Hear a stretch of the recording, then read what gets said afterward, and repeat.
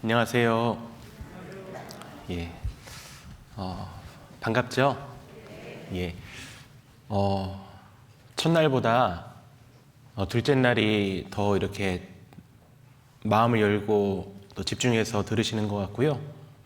오늘 딱 보니까 정말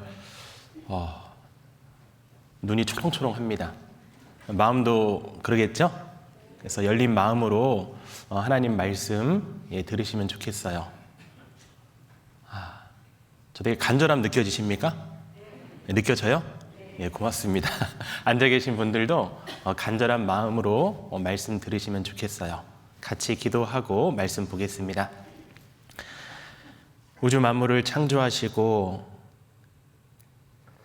인류의 역사를 이끌어 가시고 또 인간의 생사화 복을 주관하시는 살아계신 하나님 감사합니다.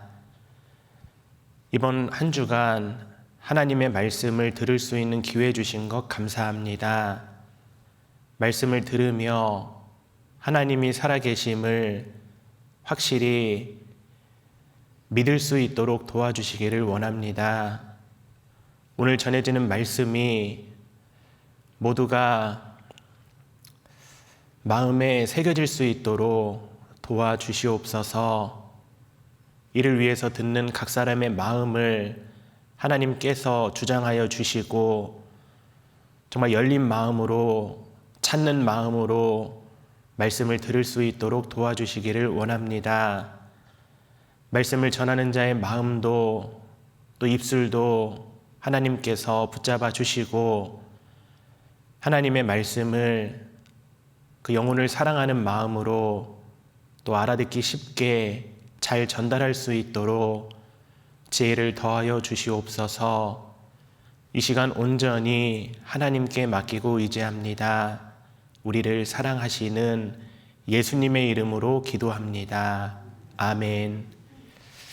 예, 어저께 처음으로 찾았던 말씀을 오늘도 한 번 더 찾아보겠습니다. 이사야 41장 21절입니다.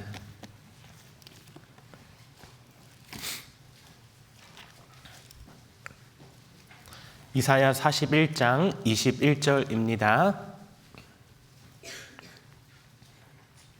이사야 41장 21절입니다.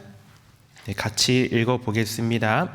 나 여호와가 말하노니 너희 우상들은 소송을 일으키라.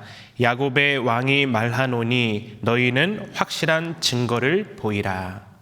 예, 찾아놓은 말씀 다시 한번 보여드릴게요. 나 여호와가 말하노니 하나님께서 말씀하십니다. 너희 우상들은 소송을 일으키라. 야곱의 왕이 말하노니 너희는 확실한 증거를 보이라. 정말 참 신이라면 확실한 증거를 보이라고 말씀하셨습니다. 어떤 증거냐면 어제 읽었었죠. 이전 일, 과거에 어떤 일이 있었는지 한번 진술해 보라는 거예요. 그리고 장래사, 앞으로 미래에 어떤 일이 있을지 한번 이야기해 보라는 겁니다. 또 복을 내리든지 화를 내려보라고 하는 거예요.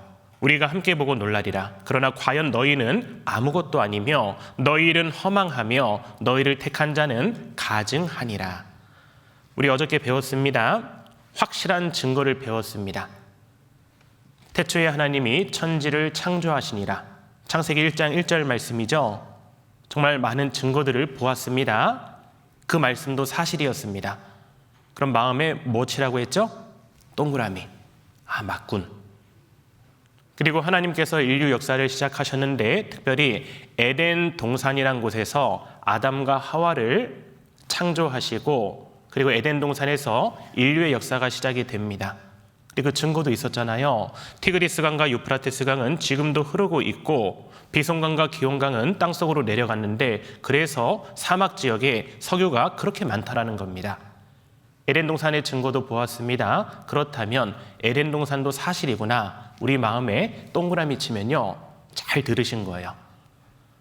아담과 하와를 통해서 전 인류의 역사가 또 다시 시작이 됩니다. 처음부터 시작이 되죠. 근데 사람들이 죄를 짓습니다. 죄가 관영했습니다. 하나님께서 보시고 한탄하셨다라고 했어요. 하나님께서 물로 심판하신다라고 했는데 그때 노아는 여호와께 은혜를 입었고 노아는 하나님의 말씀을 믿는, 지금으로 말하면 그리스도인이었습니다.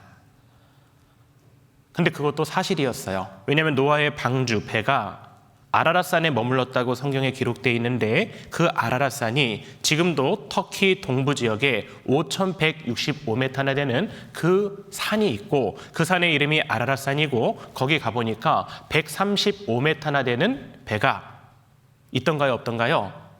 있습니다. 거길 들어가서 촬영도 해왔고 그것이 뉴스로도 나왔습니다. 노아의 홍수 사건, 마음에 동그라미 치시면 잘 들으신 거예요. 그 외에도 많은 증거들이 있습니다. 창세기 1장부터 11장까지는 전 세계적인 역사이고 12장에 가면은 하나님께서 아브라함을 불러요.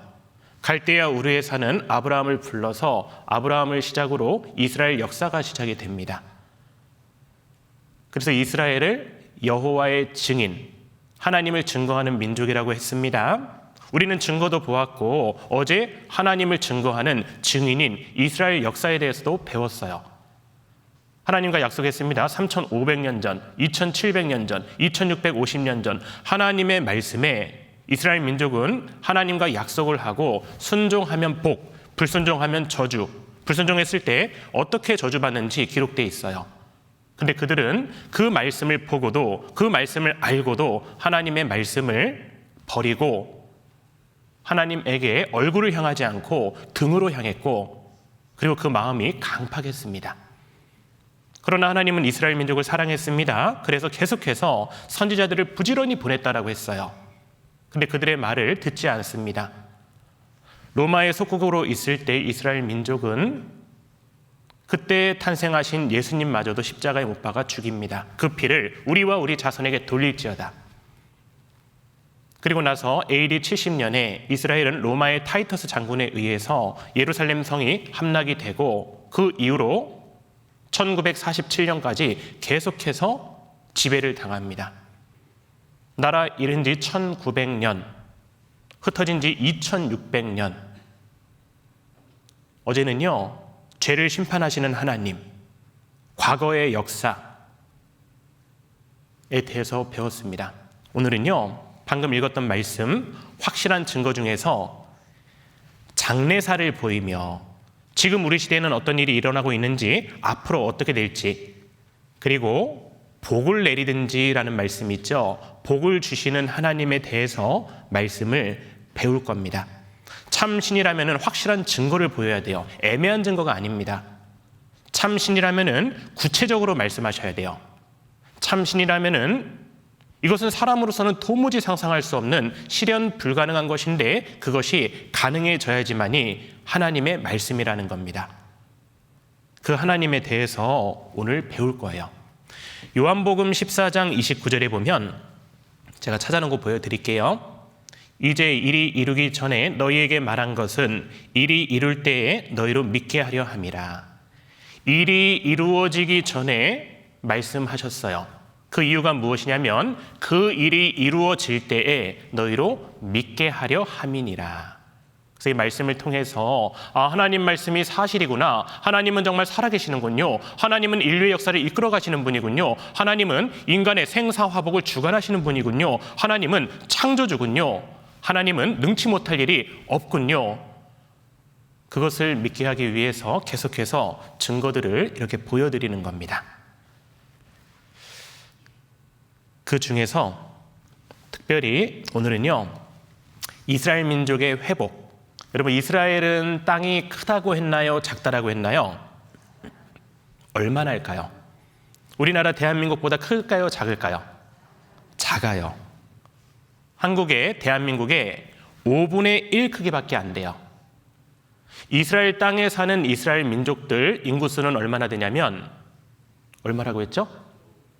예, 어떻게 하셨습니까? 약 890만 명 정도 돼요. 그래서 우리 대한민국 인구가 아마 5,182만 명 정도 돼요. 그러면 대한민국 인구의 5분의 1도 안 되는 나라가 어디냐면 이스라엘이에요. 전 세계에 지금도 흩어져 있습니다. 돌아오긴 했지만 흩어진 민족들이 많아요. 다 합쳐도 한 1650만 명 정도밖에 안 됩니다.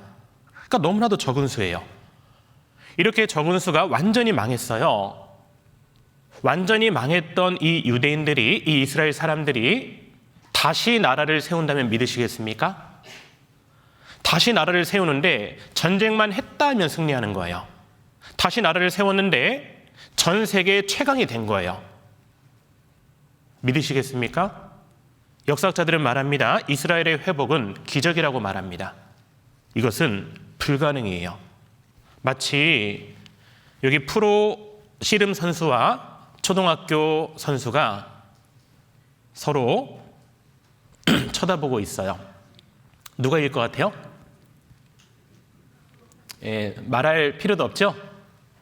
누가 이길 것 같아요? 선수가 당연히 이기죠. 선수가 이렇게 하는 게 정상이에요. 그죠? 근데 이렇게 안 되고 만약에 이렇게 됐다면, 요게 정상인데 이렇게 됐다면, 요게 정상인데 이렇게 됐다면 기적이잖아요. 그죠? 무엇을 말씀드리고 싶냐면 요 아이가 바로 이스라엘이에요. 이스라엘은 작습니다. 하나님은 작은 이스라엘을 선택했어요. 왜냐하면 나라가 크고 강대한 미국을 선택해서 미국이 만약에 강하면요, 미국이 드러날 거예요. 미국이 원래 크니까, 원래 강하니까. 근데 하나님은 정말 작은 그 이스라엘, 세상 중앙에 거하는 이스라엘을 선택해서 그 이스라엘이 완전히 망했다가 전 세계를 쥐락펴락한다면 정말 그 뒤에 하나님이 살아계시다라는 겁니다. 그리고 또한 그 이스라엘이 어떻게 회복될지가 성경에 자세히 예언이 돼 있어요. 그 예언된 말씀이 우리 시대 때 100% 이루어졌어요. 저는 처음에 이스라엘 역사를 듣고 나서 하나님 정말 살아계시는구나 딱 믿어졌어요. 그 역사를 좀 볼 건데요. 에스겔 36장 찾아보겠습니다.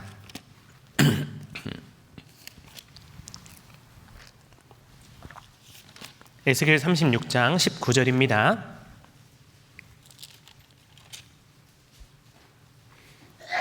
에스겔 36장 19절이 어제 말씀을 잘 들으신 분들은 이해가 가실 겁니다. 에스겔 36장 19절.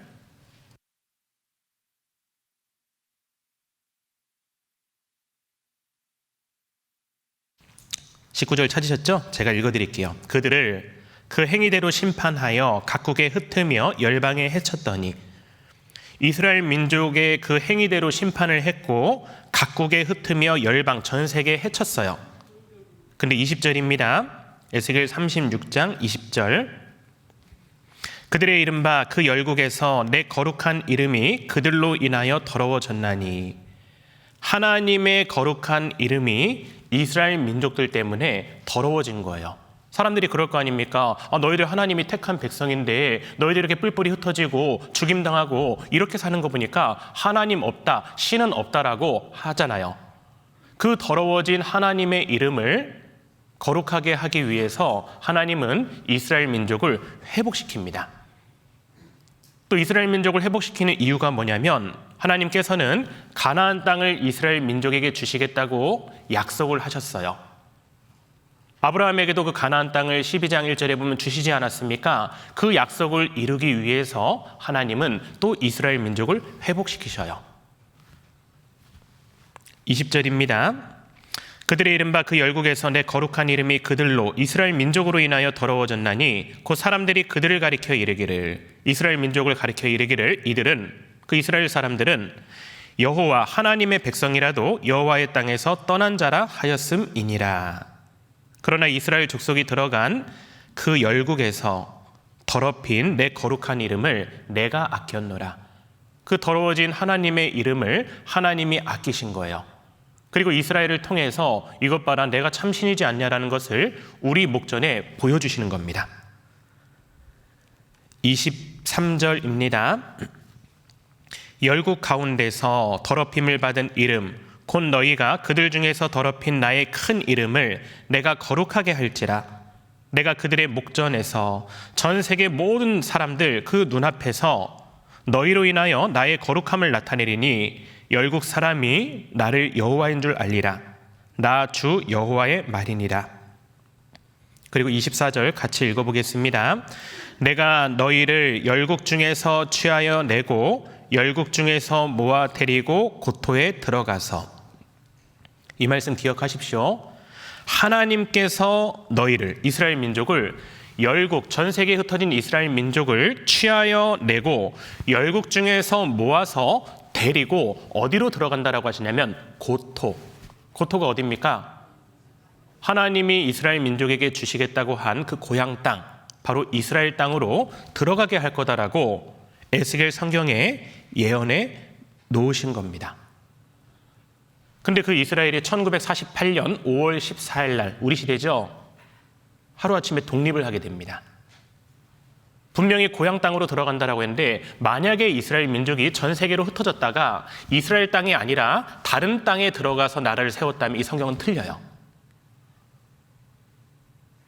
영국에서 이런 제안을 했거든요. 그쪽에 들어가면 전쟁도 일어날 거고 전 세계 이해관계가 얽혀있기 때문에, 얽히고 설켜있기 때문에 거기 들어가면 안 된다. 우간다 땅을 줄 테니까 거기서 이스라엘을 건국하라라고 제안을 하거든요.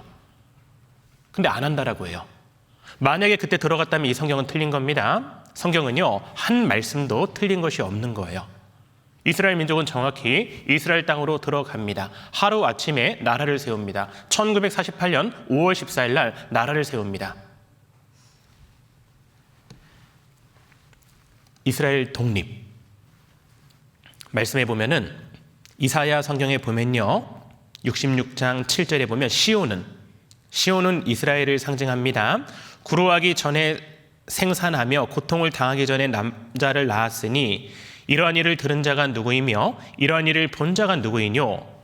나라가 어찌 하루에 생기겠으며 민족이 어찌 순식간에 나겠느냐? 어떻게 1900년 동안 나라가 없었는데 하루아침에 나라를 세우겠습니까? 2600년 동안 흩어졌는데 어떻게 나라를 세우겠습니까? 그러나 시온은, 이스라엘은 구로하는 즉시에 그 자민을 순산하였도다. 구로는 여인의 진통을 말하죠. 진통하는 즉시에 그 나라가 세워지는 거예요. 이것을 좀 쉬운 현대인의 성경에 보면은 어떻게 나라가 하루아침에 탄생하겠으며 어떻게 한 민족이 순식간에 나겠느냐, 생기겠느냐. 그러나 시온은 산통을 겪는 즉시 그의 자녀들을 낳았다라고 해요. 실제로 1948년 5월 14일 날 이스라엘 초대 수상 벤구리온이 독립을 선언합니다. 이스라엘이 탄생했다는 거예요. 20세기 최고의 기적을 이스라엘 독립이라고 합니다. 역사학자들은요. 그래서 성경에 기록되어 있었던 거예요, 미리. 그리고 놀라운 것은요, 어떻게 돌아올지도 성경에 자세히 기록이 되어 있어요.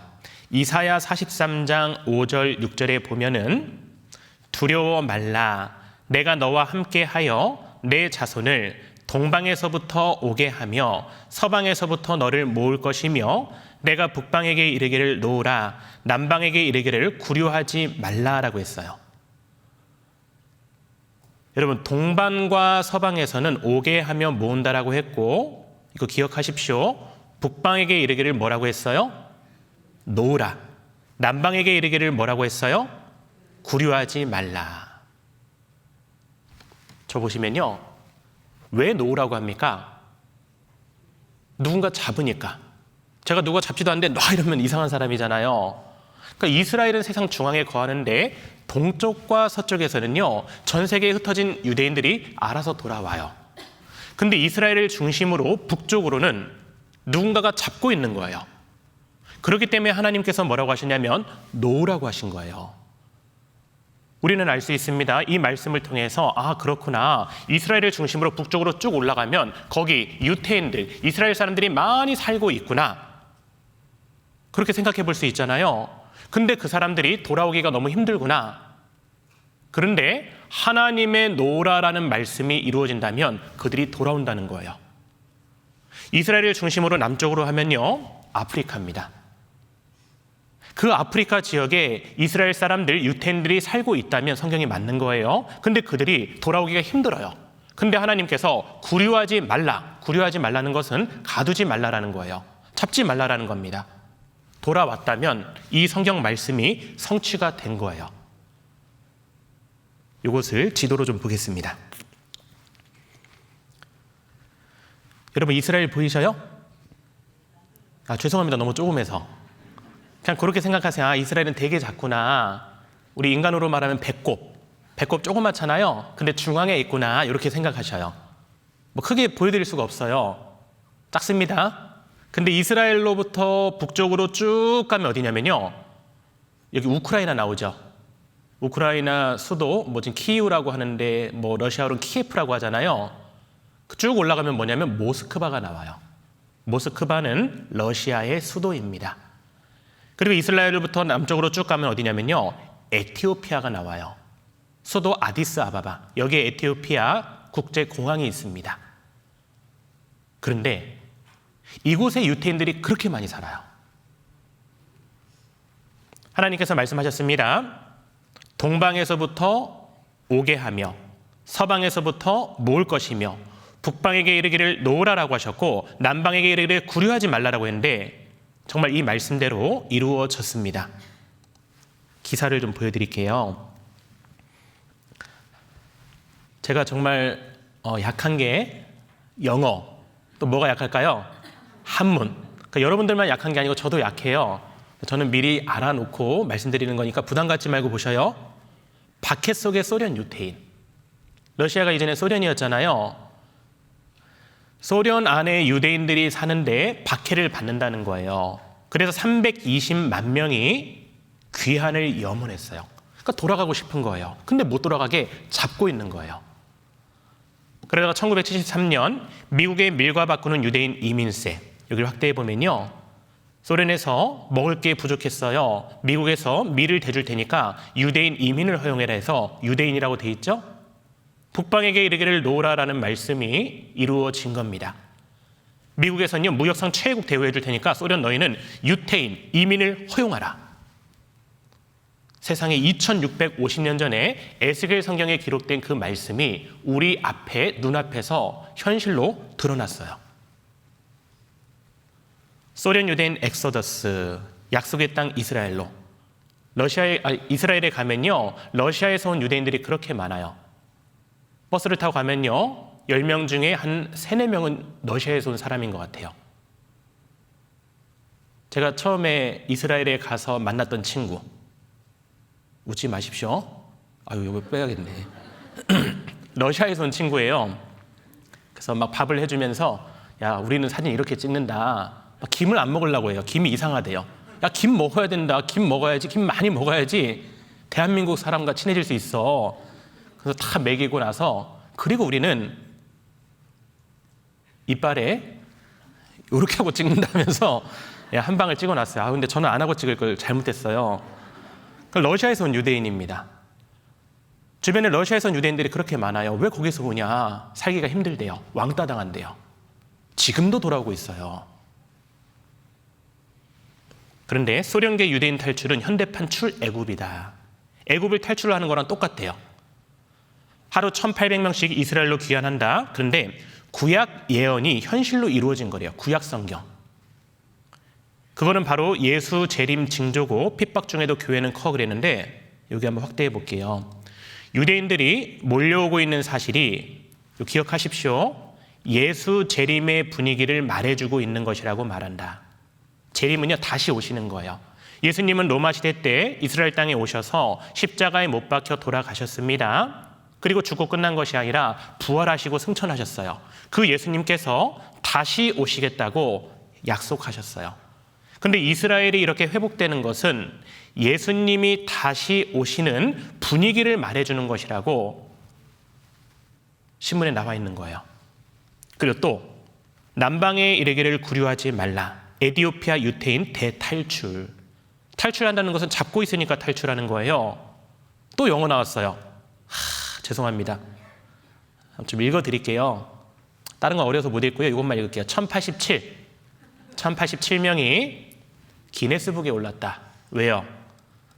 1087명이 이렇게 타고요, 한 방에 에티오피아 아디스 아바바 그 공항에서 이스라엘 텔아비브 공항으로 왔다는 거예요. 내전 상태가 계속되고 있는 에티오피아에 거주하고 있는 유대인들이 25일 이스라엘의 대규모 공수작전으로 제트기에 가득 탄 채 아디스 아바바를 출발해서 이스라엘의 텔아비브로 향하고 있다. 그래서 흑인 유대인들이에요. 이스라엘에 가면요, 흑인 유대인들이 많습니다. 그래서 물어봐요. 야, 어디서 왔냐? 에티오피아. 넌 어디서 왔어? 에티오피아. 10명 중에 9은요, 에티오피아에서 왔대요. 흑인들 물어보면요. 그들이 몰려오고 있습니다. 남방에게 이르기를 구류하지 말라. 그 말씀이 정말 이루어졌습니다. 그런데 유대인의 이스라엘 민족의 유대인의 이스라엘 땅으로 귀하는 하나님의 뜻이래요. 이 목사님이 이렇게 얘기했는데 여기 보면은 한번 확대해 볼게요. 옛소련 지역 등 전 세계의 유대인들이 이스라엘로 돌아오는 것은 하나님의 뜻이자 계획입니다. 그렇죠. 성경에 기록되어 있잖아요. 근데 하나님의 언약, 약속이라고 되어 있죠. 약속이 예레미야 16장 14절 15절 기록되어 있고 에스겔 36장 24절에서 28절에 있대요. 한번 찾아볼까요? 에스겔 36장 24절입니다. 우리 아까 찾았던 말씀이죠. 같이 읽어볼게요. 내가 너희를 열국 중에서 취하여 내고 열국 중에서 모아 데리고 고토에 들어가서. 아까 자세히 보시라고 말씀드렸죠? 이 말씀대로 됐잖아요. 열국 중에 모아가지고 고토로 데리고 들어간다라는 이 말씀이 우리 시대 때 이루어진 거예요.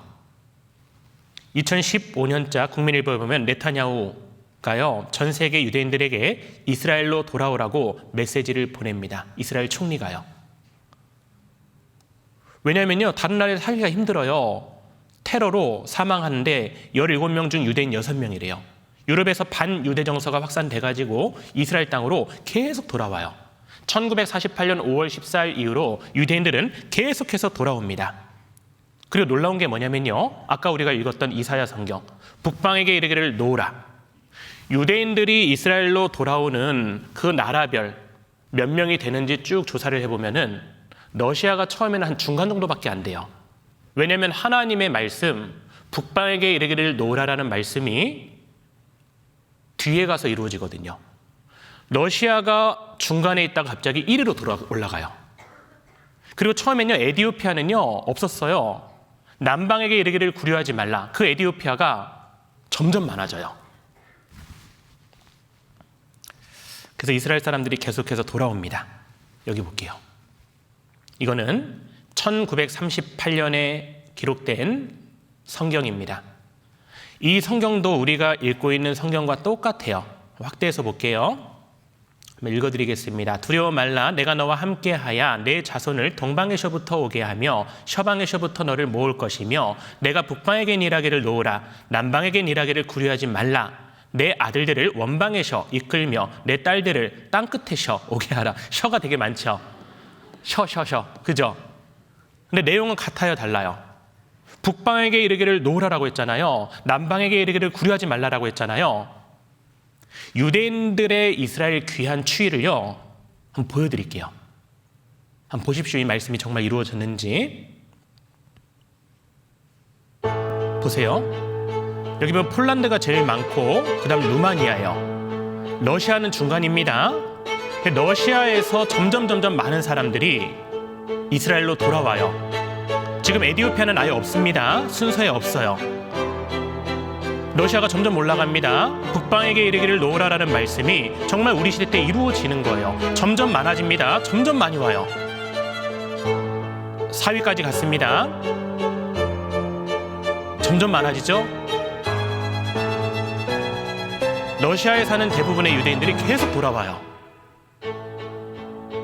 1987년, 88년, 89년, 1990년 이제 1위로 들어갑니다. 이때 에티오피아는 꼴등이었는데 점점 에티오피아에서도 남방에게 이르기를 구려하지 말라라는 그 말씀이 이루어지고 있어요. 점점 올라가고 있죠. 에티오피아 올라갑니다. 러시아는 엄청 많죠. 2011년, 12년, 13년, 14년, 15년, 16년 지금도 하나님 말씀대로 계속 돌아오고 있어요. 그리고 최근에 우크라이나에서 전쟁이 일어났습니다. 러시아에서 공격했잖아요. 우크라이나에서 그렇게 많은 유태인들이 살아요. 근데 이전에 러시아에서 크림반도 침략했을 때 많은 유대인들이 이스라엘로 돌아갔습니다. 근데 아직도 안 들어간 사람들이 있었거든요. 그 사람들이 이번에 전쟁으로 인해서 많이 돌아갔어요. 코로나19로 공항을 통제하잖아요. 근데 유대인들은 통제하지 않습니다. 우크라이나에 사는 유대인들을 받아주는 거예요. 남방에게 이르기를 구려하지 말라. 북방에게 이르기를 놓으라. 그 말씀 다 이루어졌습니다. 볼게요. 우크라이나 유대인들이 전쟁을 피해 이스라엘로 이주해 새로운 삶을 시작합니다. 이스라엘 정부는 이들을 환영하며 다양한 방법으로 지원하고 있습니다. 이 항공기 승객의 절반 이상이 이스라엘로 이주하는 사람들입니다. We are very excited that you're here. 푸니나 타마노샤타 이스라엘 이민통합부 장관이 이들을 환영합니다. המסר שלנו מאוד ברור ליהודי. Our message is very clear for the Jews of Ukraine. The state of Israel will always be open for them, for whoever chooses to come here, to embrace them, to accompany them. 우크라이나 유대인들 가운데 일부는 크리스천과 유대인의 국제 교류기관 IFCJ의 지원으로 이스라엘에 입국합니다. 우크라이나의 위태로운 상황으로 인해 더 많은 유대인들이 이스라엘로 향할 예정입니다. Israel was created to be a safe haven for the Jewish people. IFCJ는 수십 년간 이스라엘로 이주하는 유대인들을 도왔습니다.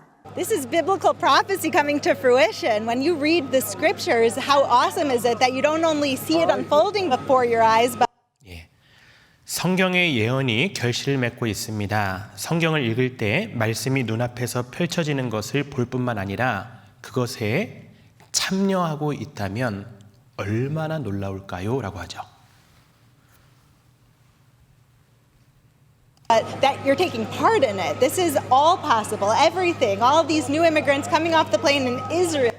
모두 가능한 일입니다. 비행기에서 내리고 있는 새로운 이주자들은 자신들의 꿈만 아니라 2500년 전에 예언자들의 꿈을 이룬 것입니다.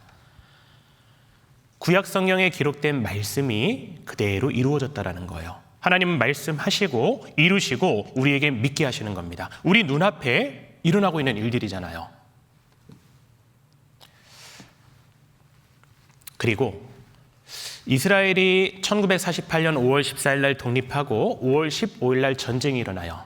1차 중동 전쟁입니다. 인구 대비 70대 1. 결과는 이스라엘 승리. 2차 중동 전쟁 이스라엘 승리. 3차 중동 전쟁, 4차 중동 전쟁 이스라엘 다 승리했어요. 전쟁만 했다 하면 승리하는 게 이스라엘이에요. 그것도 성경에 예언이 돼 있어요. 그리고 또 이스라엘은 다른 나라에 꾸어줄지언정 꾸지 않는다라고 했어요. 여러분, 꾸어주는 사람은 돈이 많은 사람입니까? 없는 사람입니까? 많은 사람이잖아요. 근데 이스라엘 민족이 꾸어주는데 그것이 전 세계에 드러나기 위해서는요, 엄청난 양의 돈을 가지고 있어야지 성경 말씀이 맞는 거예요. 그 말씀들을 좀 보려고 해요. 여기 보겠습니다. 내 하나님 여호와께서 내게 허락하신 대로 내게 복을 주시리니 내가 여러 나라에 꾸어줄지라도 너는 꾸지 아니하겠고. 이스라엘은요, 여러 나라에 꾸어주는데 꾸지 않는데요. 내가 여러 나라를 치리할지라도 너는 치리함을 받지 아니하리라. 다스린다는 거예요. 그러니까 전 세계를 돈으로 다스리는 거예요. 이스라엘 지구촌 돈 싹쓸이 한다라고 했죠. 야, 코로나 때문에 재정 적자, 전 세계 코로나 전에 3.7이었어요. 마이너스. 미국 5.8, 중국 6.4. 근데 코로나 때문에 더 많은 빚이 생겼습니다. 미국도 빚, 중국, 영국, 유럽, 일본, 대한민국, 그리고 다 빚이 있죠. 그럼 그 빚을 누가 꿔준 걸까요? 코로나 시대 때 돈 번 사람들이 있어요. 바로 유태인들입니다. 코로나19 백신 개발 주역 대부분이 유대인이에요. 화이자 있죠. 화이자마다 맞으셨을 거예요. 그 화이자 CEO 엘버트 블라가요, 유태인입니다. 모더나 맞으신 분도 있죠. 모더나의 최고 의료 책임자 탈 작스 역시 이스라엘 벤 구리온 대학 출신 유대인이에요. 코로나 덕에 돈 잔치합니다. 백신을 팔아서 얼마를 벌었냐면 76조를 벌었어요. 76조 엄청난 겁니다. 돈방석에 앉았어요. 그게 바로 유태인이에요. 이들의 공통점은 무엇일까요? 앨런 그리스펀, 조지 소로스, 세계 100대 기업의 30에서 40%, 맨하튼 대형 빌딩의 80%의 소유자, 세계 보석 시장의 기준 시세를 정하는 사람이 유대인이에요. 야, 그 백신 팔아서 70조 원 벌었는데 삼성그룹의 총 자산이 규모가 약 200조래요. 록펠러라는 사람이 있습니다. 세계 최고의 부자죠. 석유왕 록펠러. 33살 때 백만장자가 됩니다. 43살 때 미국 최고의 부자가 돼요. 이 사람이 바로 유대인이에요. 이 사람의 총 자산 규모가요, 약 1경 2천조. 200조랑 비교해 보십시오. 비교가 됩니까? 그러니까 꿔주는 거예요. 근데 사실 로스차일드 그 집안에 비하면요, 세계 1, 2위의 재산은 3발의 피래요. 빌 게이츠도 아무것도 아니에요. 빌 게이츠도 사실 유태인이거든요. 5경이래요, 5경. 놀래지도 않지 얼만큼인지 모르니까. 5경 우리가 뭐 만질 수가 없잖아요. 5경이 얼만큼이지? 세계의 돈을 움켜쥔 로스차일드가 1929년 대공황, 한국의 IMF도 그들이 일으킨 거예요. 돈 빌려줬어요, 나라에. 그리고 싹 걷어 들어가면 망하는 거예요. 로스차일드는 누구? 유태인이래요. 그들이 얼마나 많냐면 지구 모두에게 500만 원씩 나눠줄 수 있대요. 야, 페이스북, 리바이스, 케빈 클라인, IBM, 베스킨 라빈스, 맥도널드, 맛있겠네요. 던킨 도너츠, 코카콜라, 맛있겠네요. 그죠? 다 누가 만들었어요? 유태인이에요. 여기 한번 확대해 볼게요. 인텔 칩이 들어간 컴퓨터를 켜고 구글로 문서 작업, 유튜브를 시청하며 스타벅스를 마시는 사람들, 우리 주변에 흔히 볼 수 있는 장면이죠. 그런데 이 모든 회사들의 공통점 뭐라고 생각하시나요? 미국 창업회사, 나스닥 상장? 아닙니다. 바로 세계 인구의 0.2%에 불과하지만 세계에 미치는 영향력은 어마어마한 민족, 모두 유대인이 세운 회사란 점입니다. 방금 봤던 그 모든 회사가 다 유태인이 세운 거예요. 그래서 TV를 틀어도, 영화를 봐도, 신문을 읽어도, 월스트리트 월가에 가도 온통 유대인 세상입니다. 미국은요, 유대인의 작품입니다. 그 뒤에 하나님이 계신 거예요. 세계 경제 대통령 FRB 의장이 유대인이에요. 미국의 달러를 찍어내는 게 미국 정부가 아닙니다. 유대인들이 찍어내는 거예요. 놀랍지 않습니까? 미국의 돈줄을 꽉 쥐고 있는 게 바로 유태인들이에요. 세계 경제 대통령은 FRB 의장이라고 하는데 그게 바로 다 유태인들이에요. FRB 의장 37년째 장악. 그러니까 트럼프 대통령도요, 막 눈치를 봤어요. 미국 인구의 3%에 불과한 유대인들이 미국의 자금줄을 온통 쥐고 있다라고 신문 기사에 나와 있습니다. 세계를 주도하는 유대인 파워. 그리고 성경에 보면 여호와께서 너의 칭찬과 명예와 영광으로 그 지으신 모든 민족이 뛰어나게 하시고 그 말씀하신 대로 너로 내 하나님 여호와의 성민이 되게 하시리라. 칭찬과 명예와 영광으로 모든 민족에게 뛰어나게 한다고 했죠. 그러니까 얼만큼 뛰어나야지 우리에게 드러나냐면요, 이 정도예요. 노벨상 수상자의 22.3%가 유대인이래요. 안 놀라시네요. 엄청난 숫자예요. 10명 중에 2명이 유태인인 거예요. 뉴욕의 초등학교, 중학교, 고등학교 선생님의 30에서 40%가 유대인이에요. 야, 세계 속의 정치 유대인들 보세요. 뭐 링컨, 윌슨, 루즈벨트, 트루만, 뭐 사상 칸트, 스피노자, 파스칼, 니체, 음악 베토벤, 핸델, 슈만, 모차르트, 멘델스존, 뭐 매스컴은 MBC, CBS, ABC, 뉴욕 타임즈 다 누구냐면 유태인들이에요. 한 러시아계 유대인이 우크라이나 운명을 바꾸고 있어요. 우크라이나의 대통령 젤렌스키 역시 유태인입니다. 유태인들이 계속 도와주는 거예요. 그리고 너를 여호와의 이름으로 일컬음을 세계 만민이 보고 너를 두려워하리라. 유대인을 보면서 세계 만민이 두려워한다라고 했어요. 근데 정말 그렇게 됐어요. 다윗의 별이 세계를 지배한다. 1995년 11월에 이짝 라빈이라는 이스라엘 총리가 암살을 당해요. 그때 전 세계 각국에 내노라 하는 정말 1분 1초가 아까운 그런 정상들이 와가지고 추도식에 이 장례식에 함께 참여를 합니다. 클린턴 대통령도 보이죠? 왜 그랬냐? 신문 기사에 보면 그래요. 빈 클린턴 미국 대통령을 비롯해 많은 사람들이 왔대요. 왜냐? 눈도장을 찍기 위해 불원 천리 왔을 것이라는 유추가 가능한 것이다. 왜요? 눈도장 찍기 위해. 잘 보여야 되거든요. 미국은 유태인이 지배하는 나라입니다. 미국 의회 행정부가 유태인 손에 노란하고 있어요. 오바마 대통령도 여기 가면 조연, 미국 움직이는 신의 조직 에이펙입니다. 유대인 로비 단체인데요. 이곳에 가서 연설을 하고 이스라엘을 지지하는 말을 해야지만이 대통령 후보가 되고 그리고 더 이스라엘에 대해서 찬양을 해야지 대통령이 되고 정치를 할 수 있는 거예요. 오바마도 그렇게 해서 대통령이 됐고 트럼프도 마찬가지였습니다. 도널드 트럼프 미국 대통령을 움직이는 친이스라엘 정책의 배후, 바로 미국 이스라엘 공공정책위원회 에이펙이에요. 여기서 트럼프 대통령이요, 대통령 후보가 되기 위해서 이스라엘 많은 유대인들 앞에서 이렇게 연설합니다. 그 연설을 하고 나서 대통령 후보가 되고 대통령이 된 거예요. 보여드릴게요.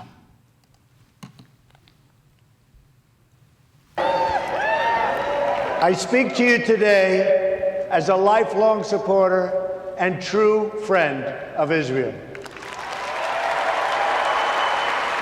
I came here to speak to you about where I stand on the future of American relations with our strategic ally, our unbreakable friendship, and our cultural brother, the only democracy in the Middle East, the State of Israel.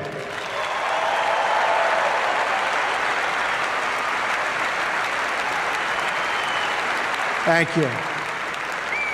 When I'm president, believe me, I will veto any attempt by the UN to impose its will on the Jewish state.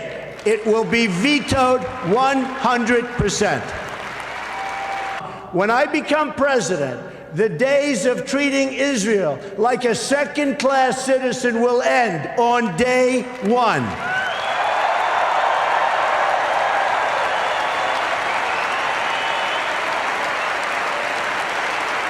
But when the United States stands with Israel, the chances of peace really rise and rises exponentially. That's what will happen when Donald Trump is president of the United States.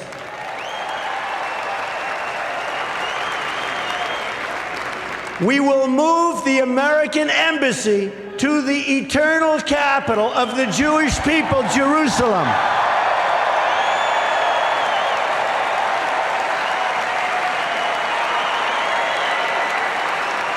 And they must come to the table willing to accept that Israel is a Jewish state and it will forever exist as a Jewish state.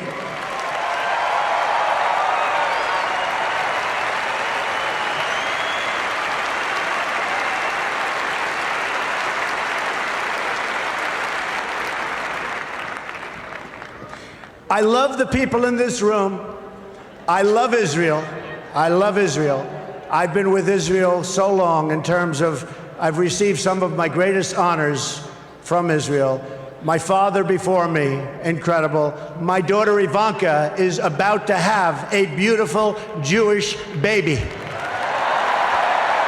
Thank you. Thank you very much. 예.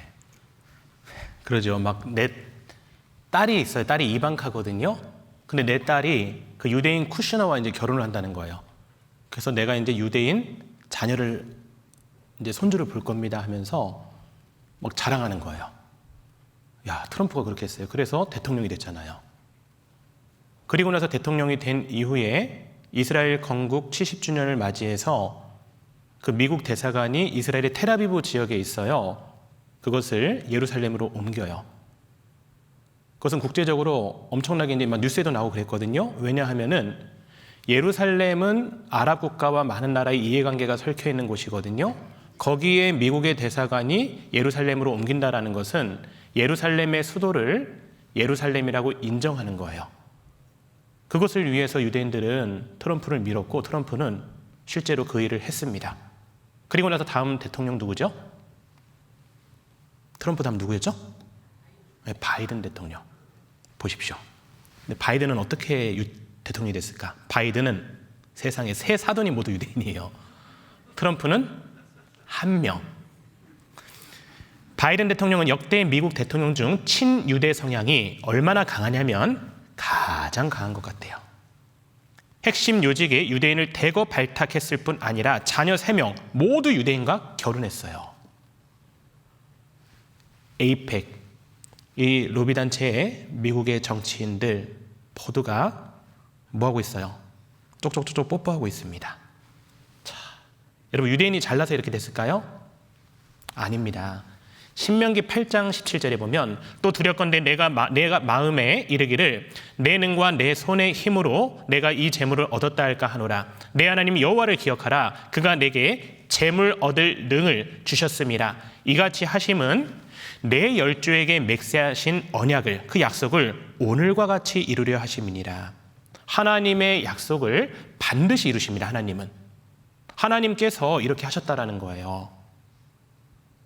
그리고 또 하나 에스겔 36장 34절 찾아보겠습니다.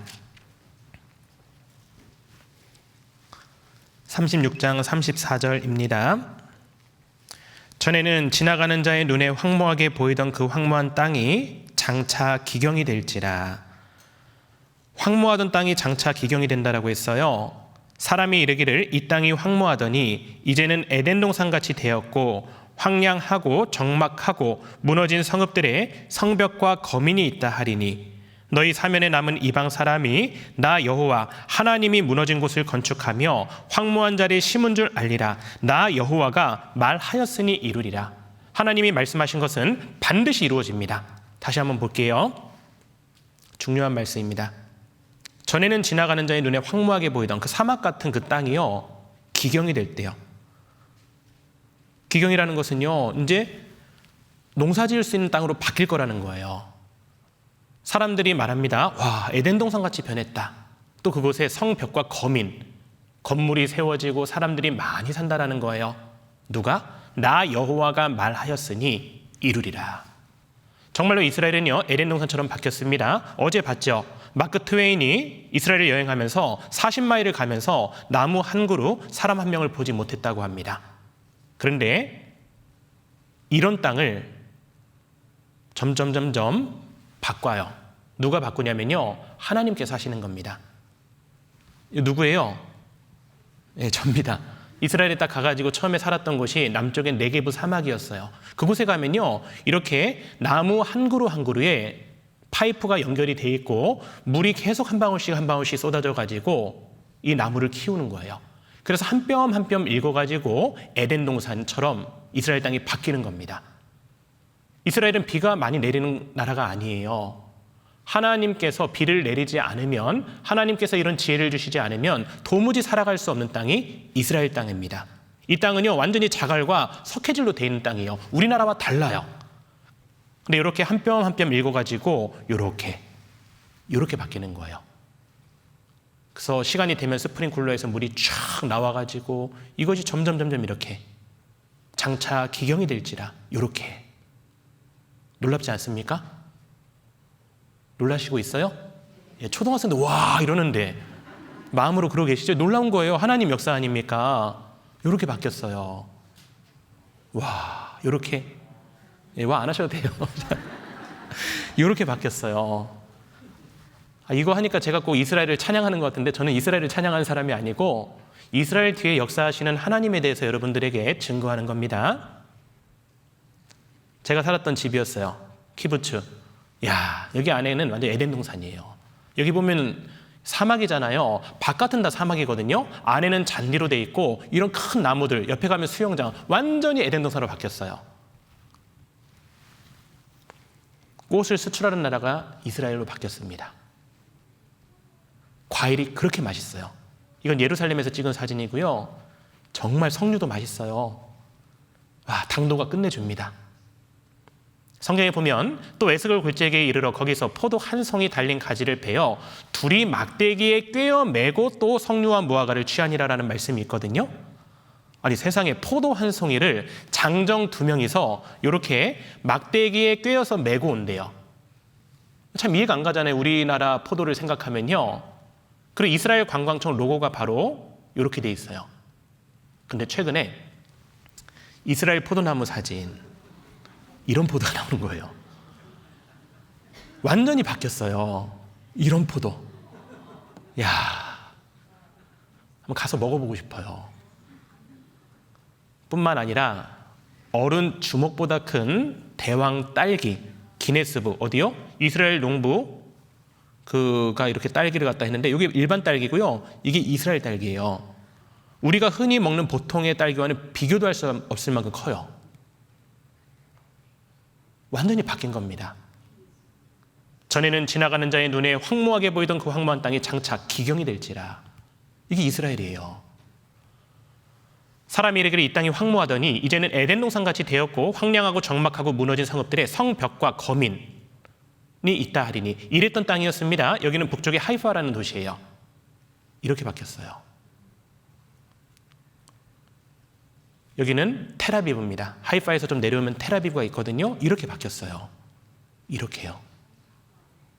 이렇게요. 이렇게요. 여기 야경이 진짜 멋있어요. 야경 하나 찍었거든요. 이렇게 돼 있어요. 야, 하나님 말씀대로 바뀐 거예요. 여긴 예루살렘입니다. 아까 찍었던 야경 거기 하이파에서 한 1시간 반 정도 이렇게 버스 타고 내려오면요. 예루살렘입니다. 여긴 고대 도시예요. 여기는 남쪽의 에일랏, 홍해죠. 여기에 물안경만 딱 끼고 들어가면 어떻게 되냐면 이렇게 보여요. 진짜 아름다워요. 1년 내내 따뜻합니다. 이스라엘로 오십시오.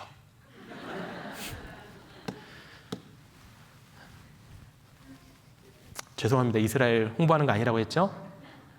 여러분 곰곰이 생각해 보십시오. 완전히 망했던 이스라엘이 어떻게 이렇게 강한 나라가 되고 에덴 동산처럼 바뀌고 칼이 따라다니고 죽임당했던 그 이스라엘 민족들이 2차 세계대전 때 600만 명이 학살당했는데 그 나라가 이제는 전 세계를 쥐락펴락하고 있잖아요. 이게 저절로겠습니까? 그 뒤에 하나님이 계신 게 확실한 거예요. 우리 지금까지 배운 거 한번 정리를 한번 해볼게요. 인류 역사의 시작부터 끝까지가 있습니다. 예수님이 이 땅에 오신 것을 기준으로 기원 전과 기원 후로 나뉘어집니다. 성경은 지금부터 3,500년 전에 기록됐고 그리고 1,900년 전에 완성이 됐습니다. 우리는 2022년에 살아가고 있습니다. 이 성경에는요, 과거 일어났던 인류 역사의 시작부터 끝까지가 기록되어 있는데 그거에 대한 증거가 있어요. 그리고 앞으로 일어날 일들에 대한 성취, 이루어지는 일들을 보면서 우리는 성경은 사람들이 마음대로 한 말이 아니라 하나님이 보여주시고 들려주신 것을 받아 적은 것이구나. 성경은 사실이구나. 하나님은 살아계시는구나라는 것을 하나님은 성경을 통해서 우리에게 알려주셔요. 우리는 배웠습니다. 창세기 1장부터 11장. 태초에 하나님이 천지를 창조하시니라. 에덴 동산, 노아 홍수 사건, 그리고 이스라엘 나라를 선택합니다. 순종하면 복, 불순종하면 저주받는다라고 했는데 그들은 불순종해요. 전 세계로 분산됐습니다. 가는 곳곳마다 칼이 따라다녔습니다. 황무해졌습니다.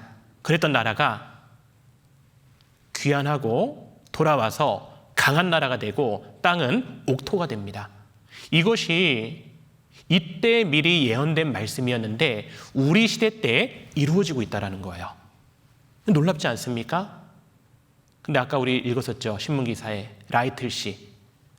이스라엘의 많은 사람들이 귀환하고 있는 것은 예수님이 다시 오시는 것에 대한 징조라고 얘기했죠. 예수님께서 다시 오신다라고 성경에 말씀을 해놓으셨습니다. 사도행전 1장 11절에 보면요. 가로되 갈릴리 사람들아 어찌하여 서서 하늘을 쳐다보느냐 너희 가운데서 하늘로 올리우신 이 예수는 하늘로 가심을 본 그대로 오시리라 하였느니라. 여러분, 예수님은 가셨다가 반드시 다시 오십니다. 요한계시록 22장 20절에는요. 내가 진실로 속히 오리라 하시거늘 아멘 주 예수여 오시옵소서. 정말 믿음의 선진들은요, 그 예수님을 기다리면서 많은 고난 가운데 살아갔던 겁니다. 지금도 마찬가지입니다. 세상은 많이 변합니다. 세상은 급변합니다. 그러나 하나님은 변하지 않고 하나님의 말씀은 변하지 않는 거예요. 이 말씀대로 모든 것이 진행되었고, 그렇다면 예수님도 다시 오신다라고 약속하셨는데 분명히 그날이 있다라는 겁니다. 그날이 2030년 12월 25일입니다. 라고 하는데 이상한데요. 놀랬죠? 그러면 안 돼요. 왜냐하면 성경에는요, 그 날과 그 시 그때는요 아무도 모른다라고 되어 있어요. 하나님만 아셔요. 그런데 그날은 반드시 온다라는 겁니다.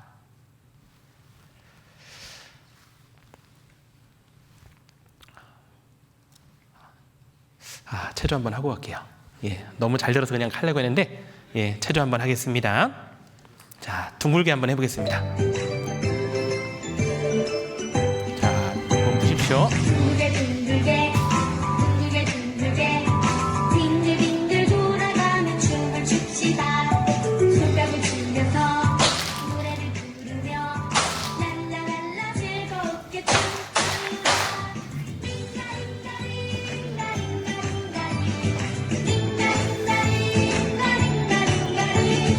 소리 소리 나고 몸을 함께 즐겁게 뛰어봅시다. 둥글게 둥글게 둥글게 둥글게 빙글빙글 돌아가며 춤을 춥시다. 손뼉을 치면서 노래를 부르며 랄라랄라 즐겁게 춤추다.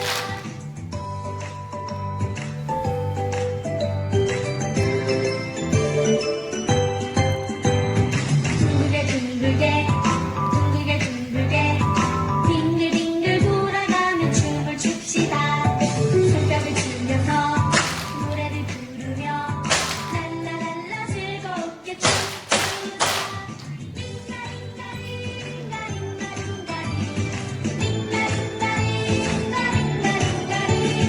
소리 소리 나고 몸을 함께 즐겁게 뛰어봅시다.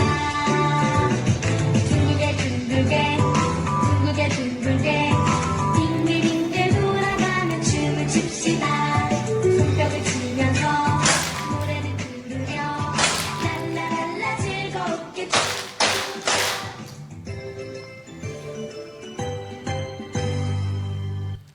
행복해 보이십니다. 마태복음 24장에 보면요, 예수님께서 아까 봤던 예루살렘 있죠. 거기 보면 옆에 감람산이 있어요.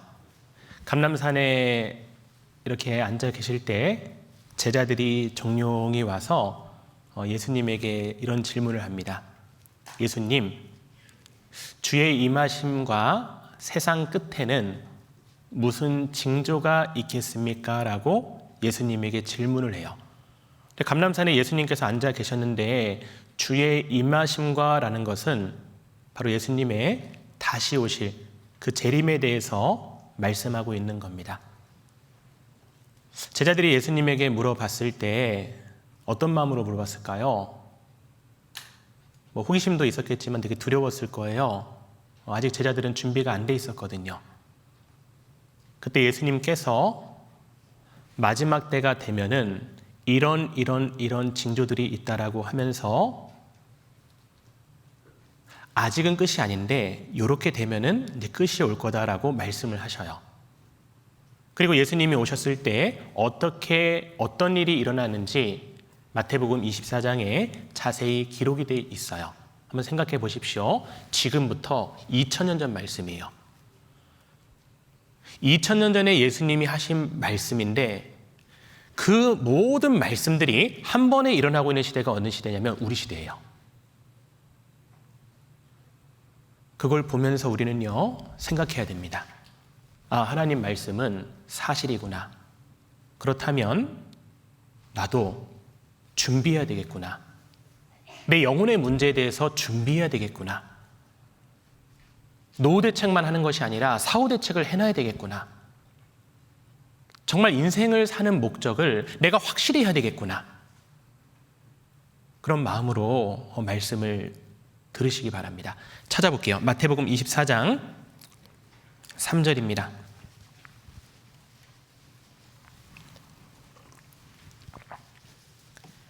마태복음 24장 3절. 마태복음 24장은 표시해 두시면 좋겠습니다. 오늘 많이 찾을 거니까요.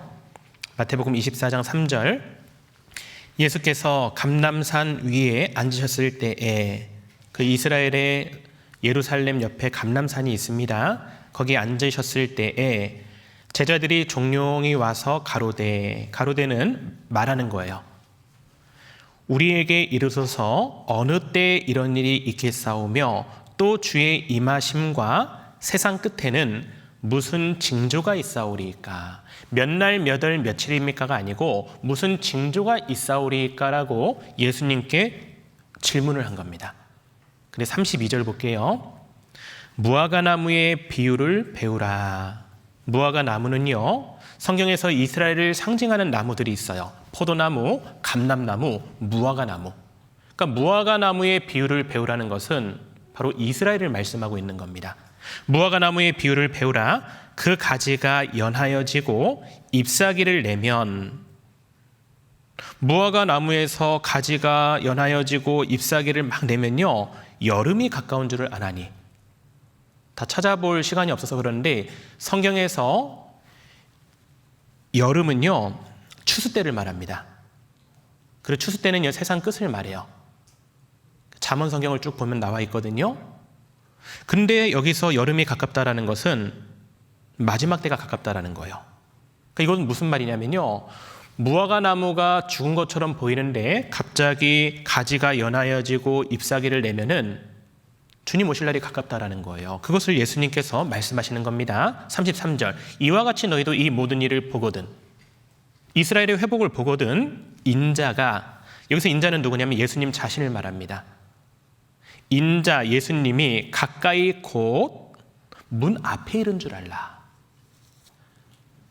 문 앞에 이르렀대요. 이스라엘이 회복되는 것을 보거든 문 앞에 이르렀대요. 여기 보겠습니다. 이렇게 꽃이 피고 있는데 무화과 나무는 죽은 것 같은데, 그 무화과 나무는 이스라엘 민족을 말씀하고 있고, 잎이 나고 가지가 연하여지는 것은 독립하고 강대국이 되는 거예요. 여름, 예수님의 재림을 말합니다. 인자가 곧 문 앞에 이른 줄 알라. 영상 하나 보여드릴게요. 우리 민족은 2000년 동안 흩어져 있었지만 다시 본국으로 돌아왔어요. 이것은 역사상 유례가 없는 엄청난 기적이에요. 예루살렘이 유대인에게 다시 돌아온 것은 중요한 예언의 성취예요. 이것은 주님이 다시 오시는 마지막 때의 징조이죠. 이것은 홍해가 갈라지고 여리고 성벽이 무너진 것보다 더 큰 기적이죠. 우리는 마지막 때에 살고 있어요. 주님이 다시 오실 때가 가깝다는 거죠. 저는 정말로 그렇게 믿습니다. 이스라엘의 회복은 하나님의 예언적인 시간표예요. 지금 이렇게 인터뷰한 분들이 바로 이스라엘에 사는 그 예수님을 믿는 그 목사님들입니다. 이스라엘의 회복은 예수님이 다시 오실 확실한 증거라고 말하는 거예요. 이스라엘이 회복되는 것을 보거든 인자가 가까이 곧 문 앞에 이른 줄 알라. 1948년 5월 14일 날 이스라엘이 독립을 했는데, 만약에 1930년대에 이 말 하면요, 사람들이 안 믿어요. 이스라엘은 없거든요, 이 지구상에. 근데 성경은 미리 회복될 것을 말씀하고 있고, 그렇게 회복되면은 예수님이 가까이 오실 징조다라는 것을 말씀을 하고 있습니다. 이뿐만 아니라 마지막 때에 일어날 징조에 대해서 또 말씀하고 있어요. 24장 4절입니다. 예수께서 대답하여 가라사대 너희가 사람의 미혹을 받지 않도록 주의하라. 많은 사람이 내 이름으로 와서 이르되 나는 그리스도라 하여 많은 사람을 미혹해 하리라. 마지막 때가 되면은 나는 그리스도라 하여 많은 사람을 유혹하는 거짓 선지자들이 많이 나타난다라고 했던 겁니다. 그래서 좀 찾아놓은 거 보여드릴게요. 나는 그리스도라 하여 많은 사람을 미혹해 하리라. 여러분, 한국에 하나님이 20명이나 있대요. 재림 예수가 50명이나 돼요. 우리나라 자칭 예수도 37명입니다. 문제는 뭐냐면 여기에 재산 다 바치고 직업 다 버리고 이런 사람들이 있어요. 많은 사람들이 따라다녀요. 이거 보면서 무슨 생각해야 되겠습니까? 정말 정신 바짝 차려야 됩니다. 여러분, 돈 빼앗기면요 다시 벌면 돼요. 영혼 빼앗기면은 영원히 망하는 겁니다. 거짓 그리스도가 마지막 때가 되면 많이 나타나요. 이런 사람들 다 아시죠? 이분은 제 이름이랑 똑같아요. 조금 제가 불만입니다. 저는 이만이 아닙니다. 김만입니다. 마지막 시대 거짓 선지자가 전 세계적으로 너무나도 많아요. 예수님 오실 징조입니다. 또 6절에 보면 난리와 난리 소문을 듣겠으나 너희는 삼가 두려워 말라. 이런 일이 있어야 하되 끝은 아직 아니니라. 민족이 민족을 나라가 나라를 대적하여 일어나겠고 처처의 기근과 지진이 있으리니. 난리와 난리 소문이라고 되어 있고 민족이 민족을 나라가 나라를 대적하여 일어난대요. 바로 전쟁입니다. 마태복음 24장 표시해 두셨는데 누가복음 21장 찾아볼게요. 누가복음 21장 9절입니다. 누가복음 21장에도 정말 마지막 시대의 징조에 대해서 말씀하고 있는데 21장 9절입니다. 난리와 소란의 소문을 들을 때에 두려워 말라. 이 일이 먼저 있어야 하되 끝은 곧 되지 아니하니라. 또 이르시되 민족이 민족을 나라가 나라를 대적하여 일어나겠고. 그리고 11절 처처에 큰 지진과 기근과 온역이 있겠고 또 무서운 일과 하늘로서 큰 징조들이 있으리라. 무서운 일, 난리, 이게 뭘까요? 옛날에 어르신들이 난리 났다라고 했잖아요. 난리통이라고. 전쟁입니다. 무서운 일은요 성경에 보면 테러라고 돼 있어요. 마지막 때가 되면 전쟁과 테러가 많이 일어납니다. 2014년부터 갑자기 테러가 급증했어요. 우리가 방금 읽었던 누가복음 21장 11절에 보면 난리에 전쟁이라고 돼 있어요. 거기다가 S가 붙으면 전쟁들이 많이 일어난다는 겁니다. 무서운 일은요 영어 성경에 보면 테러에다가 S가 붙어 있어요. 테러들이 많이 일어난다는 거예요. 여러분, 불과 20년 전에는요 테러에 대해서 그렇게 걱정하지 않았습니다. 우리 시대 때 테러가 갑자기 많아진 거예요. 2014년부터 테러가 이렇게 많아졌어요. 점점 많아집니다. 지구촌 IS 테러와 세계대전이래요. 2015년입니다. 이런 기사들이 너무 많아요. 지금은요. 2016년 테러 우려에 해외여행객 유럽 여행 기피 취소 잇따라. IS 국가선포 2년간 29개국 143차례 테러를 했대요. 다시 돌아온 테러 공포 스산한 유럽. 최근에는요 종말의 날 같았다. IS 자살 폭탄에 카불 공항이 생지옥이 돼버렸어요. 테러의 시대 다시 열리나. 9.11 같은 국면 조성될 수도. 테러 때문에 걱정입니다. 미국에서는요 아프간 내 IS 드론 공습으로 카불 공항 테러를 보복했어요. 드론 아시죠? 이런 거. 이제 사람이 가서 자살 폭탄 테러가 아니고 드론이 가서 치는 거예요. 전 세계에 확산되는 드론 테러 공포. 우리나라는 괜찮을까? 그래서 2021년 6월에요. 신종 드론 테러 막아라에서 경찰이 대테러 합동훈련을 했어요. 한국도 IS 테러 타깃될 수 있다고 합니다. 최근에는요. 2022년 8월 21일 날 광주시에서는요. 테러 상황을 가정해서 훈련을 한 거예요. 여러분, 테러가 점점 많아지고 있습니다. 전염병처럼 번지는 테러.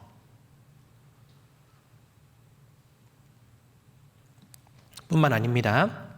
처처에 기근이 있다라고 되어 있죠. 기근. 기근이 뭐냐면요. 아프리카 같은 경우는 너무 심해서 굶어 죽는 거예요. 먹을 게 없어요. 농사가 안 돼요. 아프리카의 75%가 사막입니다. 물 때문에 전쟁이 일어나고 굶주림의 지역이 점점 확산돼요. 그것을 뭐라고 하냐면 헝거 벨트라고 해요. 근데 그게 아프리카뿐만 아니라 전 세계적으로 기근이 다가오고 있어요. 3억 명이 하루 1달러로 산대요. 테러보다 심각한 국제 문제가 뭐냐면 바로 기근입니다. 코로나로 30개국 이상이 대기근을 직면했어요. 2억 6,500만 명이 굶주릴 것이래요. 코로나19로 기근 바이러스 대확산 1분마다 11명이 죽어요. 또 최근에는 러시아 우크라이나 전쟁으로 세계 식량 위기가 임박했다라고 계속 보도하잖아요. 스리랑카에서는요, 관광객이 끊겼어요. 디폴트가 덮쳤대요. 디폴트가 뭐냐면요, 빌린 돈에 대한 이자 지불이나 원리금 상황이 불가능한 거예요. 망한 거예요. 부활절 테러부터 코로나19, 우크라이나 전쟁까지 관광업계 직격탄을 맞았어요. 이런 나라가 계속 나올 겁니다. 세계 곳곳 기근 팬데믹 공포 눈앞. 와, 이집트를 초토화시켰어요. 성경에 나온 그 메뚜기 재앙이 중국에서 나타난 겁니다. 메뚜기 떼가요, 한 무리가 매일 3만 5천 인분 식량을 해치워버렸어요. 농작물이 초토화됩니다. 여기 보이는 노란색 있죠? 다 메뚜기예요. 싹 다 먹어버리는 거예요. 또 처처의 기근과 처처의 지진이 난다고 했어요. 처처는 뭐냐면 전 세계적으로 이제 난다는 거예요. 전 세계적으로. 우리 누가복음 21장 11절 보면요, 처처의 어떤 지진이라고 돼 있냐면 큰 지진이라고 돼 있어요. 이제는요, 작은 지진은요, 웬만해서 TV에 보도도 안 됩니다. 왜냐하면은 큰 지진들이 너무 많아졌어요. 도심은 거대한 돌무덤, 지옥이 따로 없었대요. 지진, 땅이 갈라지고 건물이 쏟아지고. 왜 그럴까요? 이사야 24장 19절 20절에 보면 이렇게 말씀하고 있습니다. 땅이 깨어지고 깨어지며 땅이 갈라지고 땅이 흔들리고 흔들리며 땅이 취한 자같이 비틀비틀해요. 침망같이 흔들리며 나무와 나무 사이에 그 그물망 해갖고 거기 사람이 들어가면 왔다 갔다 하잖아요. 그렇게 땅이 흔들린대요. 왜 그러냐? 그 위에 죄악이 중함으로. 여러분, 우리 시대처럼 죄가 많은 시대가 어디 있습니까? 노아 시대보다 정말 더 죄로 관영한 시대가 우리 시대예요. 죄악이 중함으로 떨어지고 다시 일지 못하리라. 계속 흔들립니다. 7.9 강진, 불의 고리 하루 4차례 들썩. 지진 나서요, 이렇게 다 쓰러집니다. 사람들이 사는 집 위에 배가 올라와 있어요. 바다에서 지진 나서 쓰나미가 나는 겁니다. 이랬던 땅이 이렇게 변해요. 처처에 큰 지진이 난다고 했죠. 크로아티아에 지진이 강타했는데 도시 절반이 사라져버려요. 아프간 6.1 강진. 우리 시대 때 지진이 많아졌는데 1990년에서 2015년 사이에 이렇게 많은 지진들이 일어났어요. 어떤 분은 그래요. 옛날에도 지진이 있었지. 맞아요. 옛날에도 있었습니다. 그러나 지금 보십시오. 2016년 이렇게 많아졌습니다. 지금은요, 더 많아요.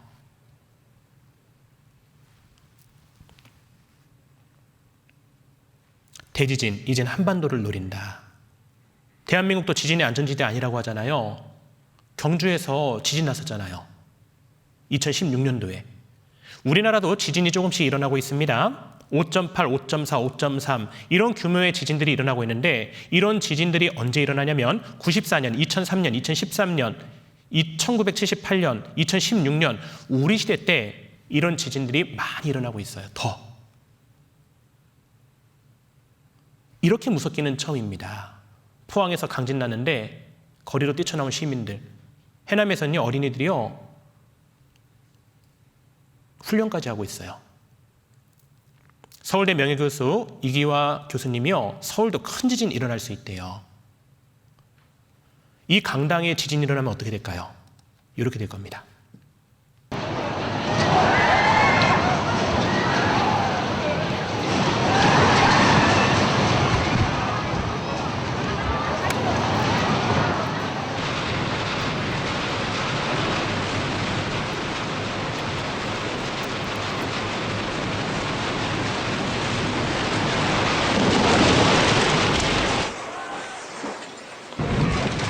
最大で震度7を記録しました。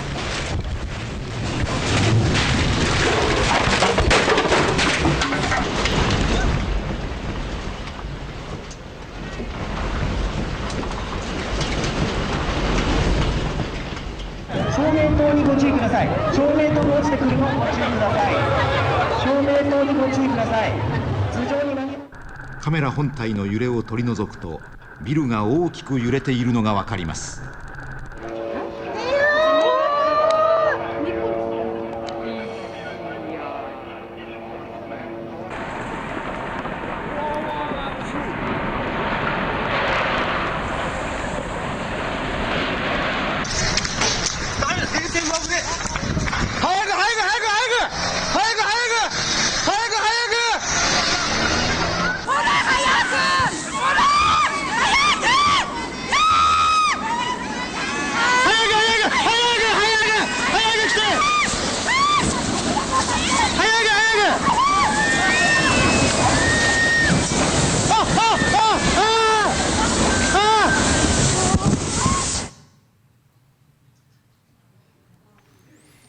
누가복음 21장 25절 볼게요.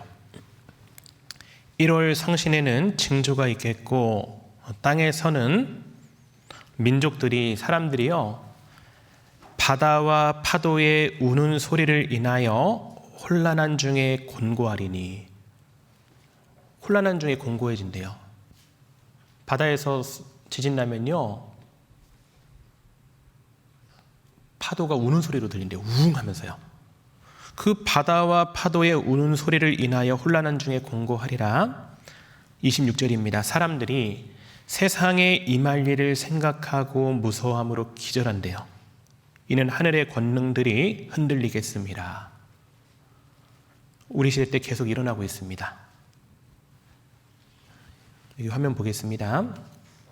또 누가복음 21장 11절에 보면 처처에 큰 지진과 기근과 그 다음에 온역이 있잖아요. 온역도 처처에라는 말이 포함이 되는 거예요. 처처에. 온역이 뭐냐면요 전염병입니다. 전 세계적으로 전염병이 많아진다는 거예요. 그 사전에 한번 찾아봤어요. 온역이 뭔지. 온역, 치명적인 전염병. 영어 성경에 보면 플레이그즈라고 돼 있어서 전염병들이요 계속 온대요. 유행성 질병, 심각한 재앙을 뜻한다라고 돼 있죠. 이 온역이 지금 얼마나 많아졌습니까? 처처에 생겼잖아요. 이렇게 마스크 쓰고 우리가 있을 거 상상이라도 했습니까? 전 세계적으로 전염병이 이렇게 퍼질 거 상상도 못했잖아요. 마지막 때가 되면 처처에 전염병이 생깁니다. 사스보다 치명적인 메르스 공포 확산. 그러다가 우한 코로나, 글로벌 팬데믹 온다. 글로벌 팬데믹은요, 전 세계적인 대유행병이에요. 현 상황은 빙산의 일각이라고 2020년 2월 25일자 신문에 나왔습니다. 설마 했는데 진짜 빙산의 일각이었어요. 그 이후로 코로나 지옥이 왔어요. 멈추지 않는 공장처럼 24시간 내내 시체를 태우고 있어요. 인도에서요. 사스, 신종플루, 메르스의 코로나까지 팬데믹 또 온대요. 문제는요. 센 놈 뒤에 더 센 놈 온다. 변이 역습에 재감염 급증하나. 뿐만 아니라 코로나19에 이어서 원숭이 두창도 국제적 비상사태 선포되나. 2022년 9월 26일자 신문 보니까요. 코로나도 안 끝났는데 치사율 97%나 되는 뇌 먹는 아메바가 미국에서 확산되고 있대요. 이런 게 퍼지면 어떻게 되겠습니까?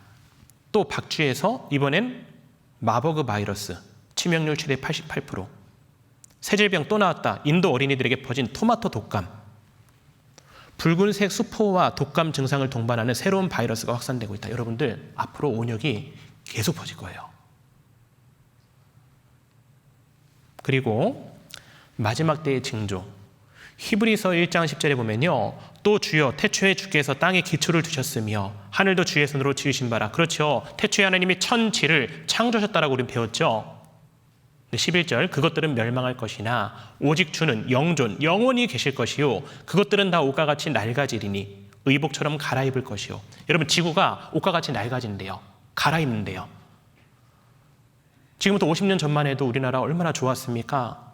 공기도 좋고 뭐 약수터 가서 물도 떠먹고 개천에 가서 송사리도 잡고 저희 집 옆에는 빨래터도 있어가지고 그래서 어머니들이 빨래했어요. 그런 개천이 지금 사라지고 약수터도 없어졌어요. 얼마나 오염됐습니까? 북극과 남극의 빙하가 녹고 있습니다. 1900년 전에 기록된 말씀, 이 지구가 옷과 같이 낡아진다라고 했는데 100년 전에 만약에 이 성경 말씀 들으면요, 무슨 소리냐, 이렇게 좋은데, 이런 말 했을 거예요. 근데 우리는요, 지금 피부로 느끼고 있습니다. 낡아졌잖아요. 1979년, 2005년 완전 바뀌었어요. 빙하가 녹고 있습니다. 온난화. 지구가 녹고 있어요. 지구온난화 그냥 두면요, 10년 뒤엔 대재앙 온대요. 이것을 연구하는 사람들은요, 지금 심각하다고 합니다. 지구온난화 속도 너무 빠르대요. 지구 평균 기온 2도 오르면 기아 인구가 약 2억 명 상승한대요. 그러면 처처의 기근도 오잖아요. 기후의 역습, 세계 곳곳서 재앙. 지옥이 다가오고 있대요. 폭염에. 역대급 폭염에요. 와, 타이어와 신호등이 젤리처럼 녹아버렸어요. 미국의 거대 열돔, 수천만 명의 가마솥에 빠져요. 더위에 하늘의 새도 떨어져요. 너무 힘든 거예요. 50도 폭염. 쫙쫙 땅은 마릅니다. 기근이 전 세계로 펴집니다. 지금까지 느껴보지 못한 온도 경험하게 될 것. 앞으로요. 2022년 7월자 신문입니다. 2100년까지 4.5도 오르면요, 동식물 절반이 멸종하고 식량난 전쟁 심화될 듯. 또요, 지구가 오염되잖아요.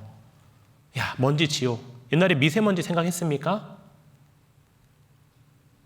플라스틱, 쓰레기. 플라스틱 범벅 생선이요, 2050년 식탁을 점령한대요. 근데 문제는 뭐냐면 근본적인 대책이 없다라는 겁니다.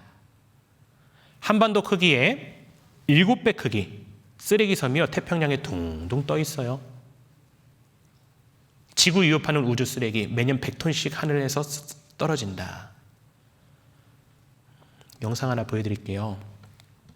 지난해는 6번째로 더운 해였습니다. 폭설, 눈이 많이 왔습니다. 그런데 뉴욕에는 이제 폭염이 이렇게 불었습니다. 이게 다 5월 날씨입니다. 영국도 지난달 전기와 가스 요금이 54%나 배추, 무, 깻잎 엄청나게 많이 올랐습니다. 국제 밀 가격 추이를 보면 전쟁으로 현재 가격이 많이 올랐는데 이렇게 심한 가뭄은 1200년 만이라는 연구 결과도 나왔습니다. 가뭄으로 생계 전반이 무너지고 있습니다.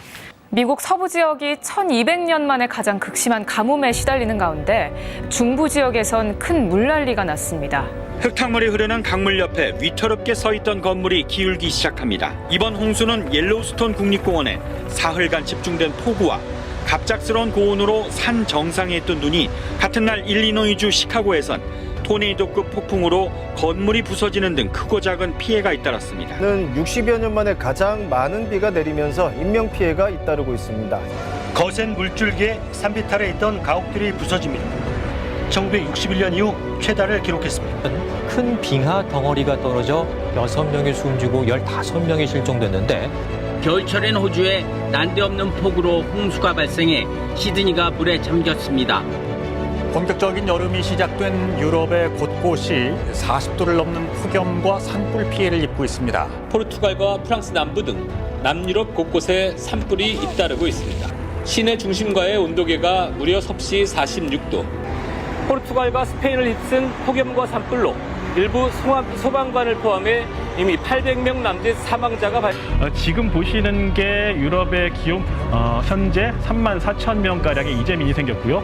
포르투갈에서도 지금 유럽 전역이 최악의 전력난은 물론이고 식량 위기까지 맞닥뜨릴 수 있다는 경고가 나오고 있습니다. 영국 기상청은 현지 시각으로 19일 런던 히스로 지역 기온이 낮 12시 50분 기준 40.2도를 찍으며 영국 역사상 최고를 기록하고 선로가 뒤틀리면 3분의 1가량 운행이 취소가 되기도 했고요.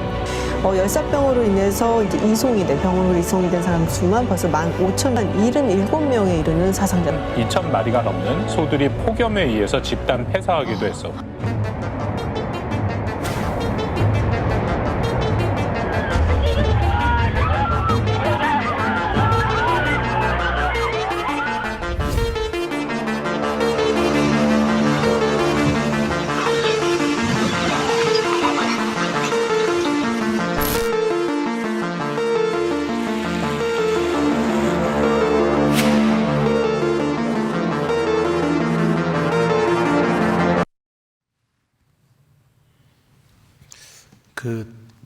마태복음 24장 12절에 보면 불법이 성함으로 많은 사람의 사랑이 식어진대요. 여러분, 우리 시대 아닙니까? 마지막 때 징조? 정말 사랑이 식어진 시대잖아요. 식은 사랑. 세상의 화풀이, 무차별 범죄가 급증했어요. 나밖에 모르는 세상입니다. 이별 요구 여친 옆 남성을 200대 때리고 인증샷까지 찍었대요. 묻진 폭행. 벌써 기다리던 여성 2명의 주먹 날린 남성. 너무 무서운 세상 아닙니까? 결혼 반대한 부친을 어떻게 살해할 수 있습니까? 그리고 태연이 오락실간 딸과 남친. 가족 간의 사랑도 깨지는 시대가 우리 시대예요. 보험금을 노려서 남편을 죽여요. 그리고 떳떳하게 보험금 안 준다고 보험사에 이렇게 글을 올려요.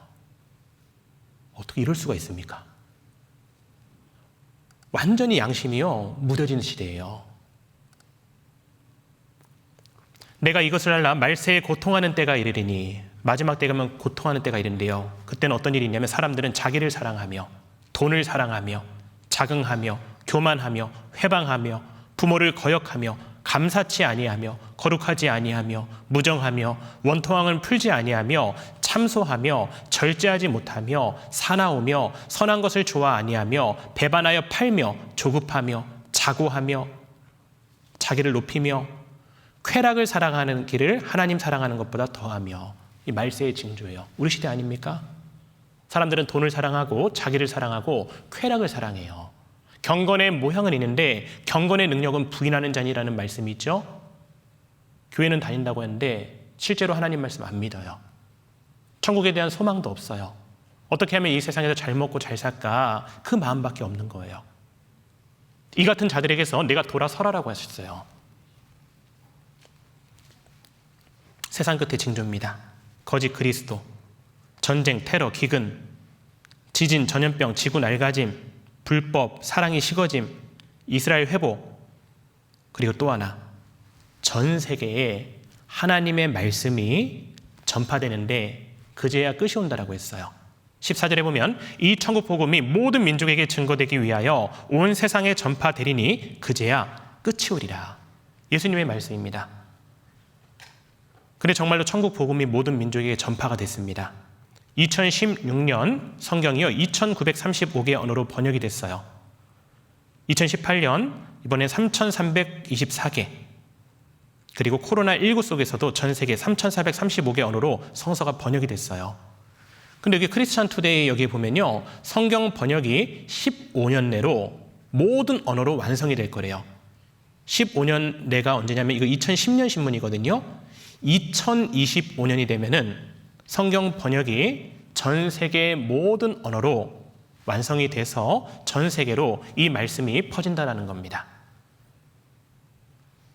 이 천국 복음이 모든 민족에게 증거되기 위하여 온 세상에 전파되리니 그제야 끝이 온대요. 어떻습니까? 예수님 하신 말씀 그대로 이루어졌잖아요.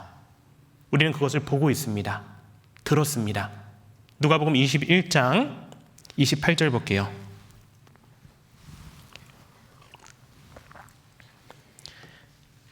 누가복음 21장 28절, 이런 일이 되기를 시작하거든 일어나 머리를 들라 너희 구속이 가까웠느니라 하시더라. 이런 일이 되기를 시작하거든. 그 앞에는 마지막 때의 징조에 대해서 말씀하고 있잖아요. 이러한 일들이 지금 한 번에 일어나고 있습니다. 이러한 일들이 되기를 시작하거든 일어나 머리를 들라는 거예요. 너희 구속이 가까웠음이니라. 어떤 일이 있냐면 구속은요, 예수님 오셨을 때 구원받은 사람은 데려가셔요. 그리고 남아있는 사람은 7년이라는 환란에 들어갑니다. 그리고 그 이후에 완전한 지옥으로 떨어지는 거예요. 31절도 볼게요. 이와 같이 너희가 이런 일이 나는 것을 보거든 하나님 나라가 가까운 줄을 알라.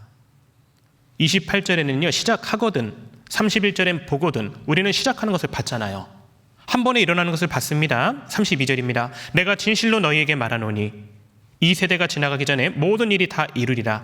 천지는 없어지겠으나 내 말은 없어지지 아니하니라. 하나님 말씀은 반드시 이루어지는 거예요.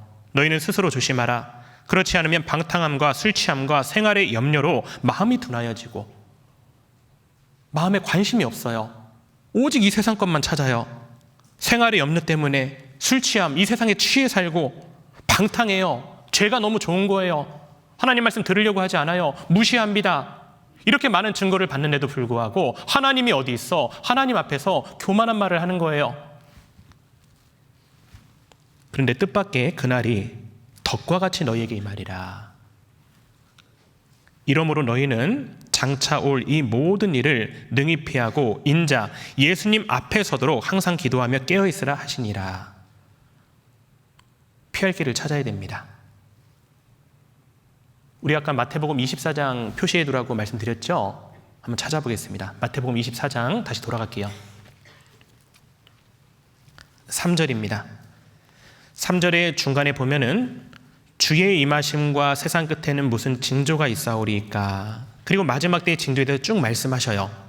그리고 32절에 이스라엘 민족이 회복하는 것을 보거든 인자 예수님이 가까이 곧 문 앞에 이른 줄 알라라고 32절부터 말씀하고 있습니다. 그리고 똑같이 35절입니다. 천지는 없어지겠으나 내 말은 없어지지 아니하리라. 반드시 이루어진다는 거예요. 그리고 36절입니다. 그러나 그날과 그때는 아무도 모르나니 하늘의 천사들도 아들도 모르고 오직 아버지만 아시느니라. 그 날과 그때는 아무도 몰라요. 근데 반드시 온다는 겁니다. 몇 날, 몇 월, 며칠 날 예수님이 오신다라고 이전에 그렇게 해서 부도나는 데가 많았잖아요. 담이 무슨 성교회 있죠. 저기 성산동에. 그래갖고 몇 날, 몇 월, 며칠, 몇 시에 온다라고 해서 기자들 다 가가지고 막 촬영하고 뉴스에도 나왔는데 올라갔어요? 안 올라갔어요? 안 올라갔잖아요. 이 말씀만 정확히 알았다면. 근데 이 일은 반드시 있는 겁니다. 그 징조를 우린 봤어요. 37절입니다. 노아의 때와 같이 노아 시대처럼 인자 예수님의 임함도 그러하리라. 홍수가 나기 전에 우리 어제 배웠죠? 노아 홍수 사건. 노아는 뭐 했냐면요.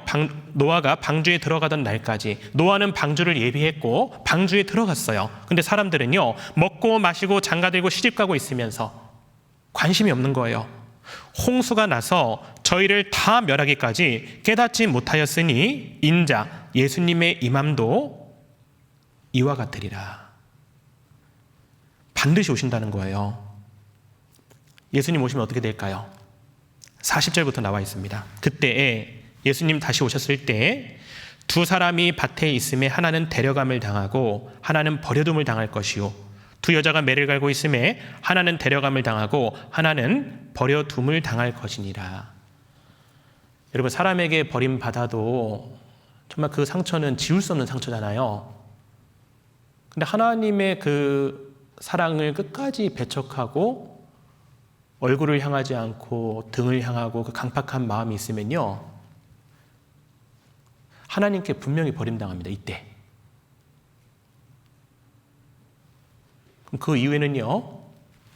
다시는 기회가 없는 거예요. 42절입니다. 그러므로 깨어있으라. 어느 날에 너희 주가 임할는지 너희가 알지 못함이니라. 너희도 아는 바니 만일 집 주인이 도적이 어느 경점에 올 줄을 알았다면 깨어 있어 그 집을 뚫지 못하게 하였으리라. 이러므로 너희도 예비하고 있으라. 생각지 않은 때 인자 예수님이 오신다라고 했어요. 반드시 오십니다. 여러분들 준비되셨습니까? 그래서 이 말씀에 여러분들 초대한 거예요. 예수님 오셨을 때 정말 이 말씀을 통해서 천국의 소망을 갖고 영생을 얻고 구원받은 사람은 7년 동안 잔치가 있어요. 찬송가에도 있잖아요. 하나님의 나팔 소리 천지 진동할 때에 예수 영광 중에 구름 타시고 천사들을 세계 만국 모든 곳에 보내어 구원 얻은 성도들을 모으리. 구원 얻은 성도들을 모으는 거예요. 나팔 불 때 나의 이름, 나팔 불 때 나의 이름, 나팔 불 때 나의 이름, 부를 때에 잔치 참여하겠네. 주님 오신 날이 구원받은 사람들에게는 잔칫날이에요.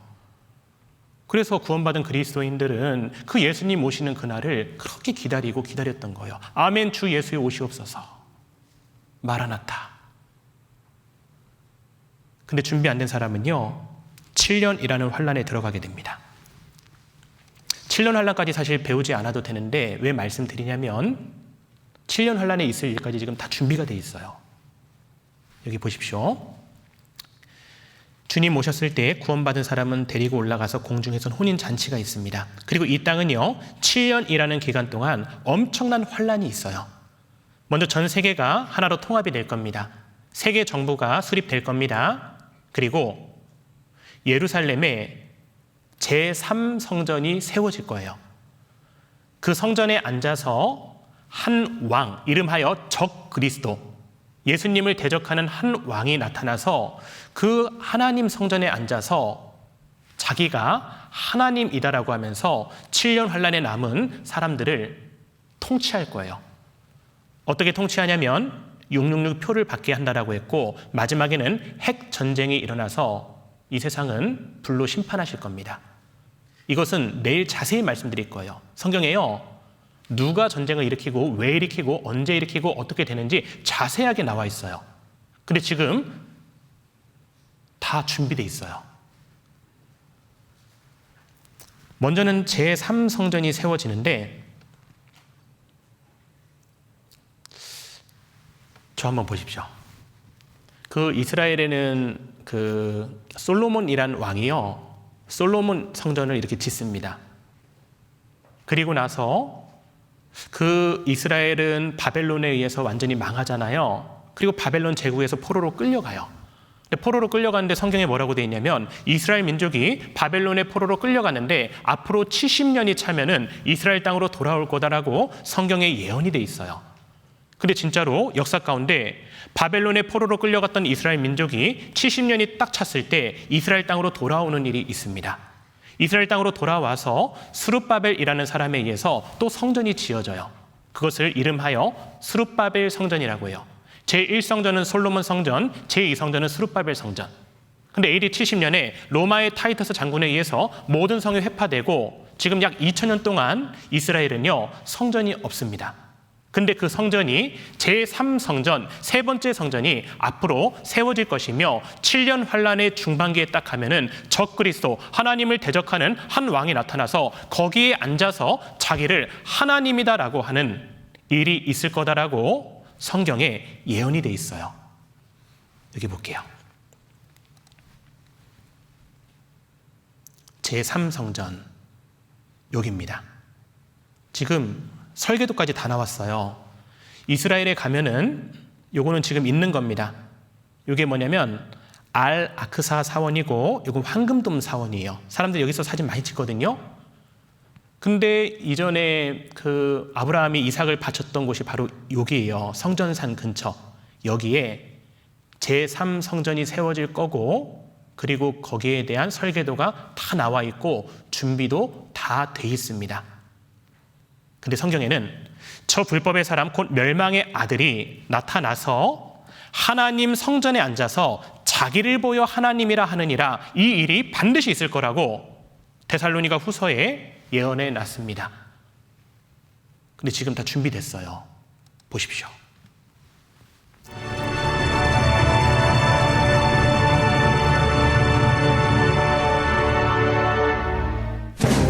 Oh, but all of these difficulties. Okay, but it's still possible.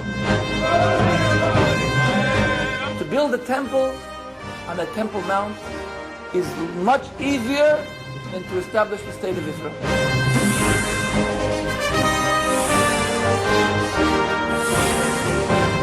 So at first, they started the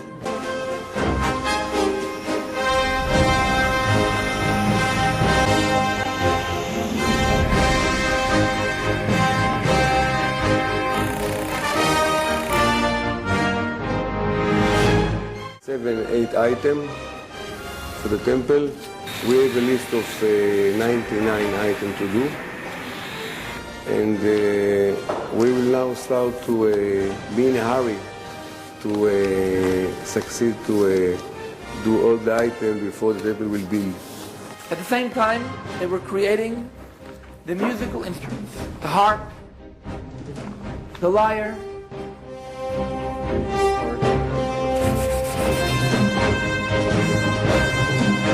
then the vestments.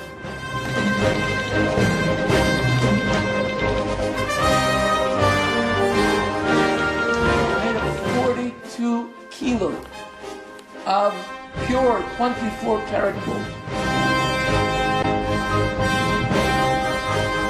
And now, the latest project is there's a team of architects who are working on the blueprint.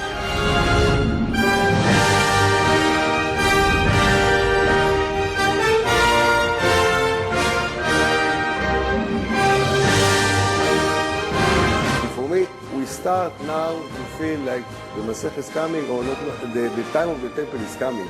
And the time is short. I think it's somewhere between now and 10 years or something like that. It's already ready. We're ready for it. I believe that the temple will be rebuilt again. I believe the Bible does indicate that they will rebuild the temple. There's no doubt that the temple is going to be built on the Temple Mount. If the circumstances become right, they can accomplish it. If they decide to do it, and if the circumstances were to become right, then they can do it. I think the building of the temple signals things are coming to an end very, very quickly. And the preparations for it in Israel now are another sign that these things are coming very quickly. How quickly, I don't know. But ours could be the generation in which Jesus came back again.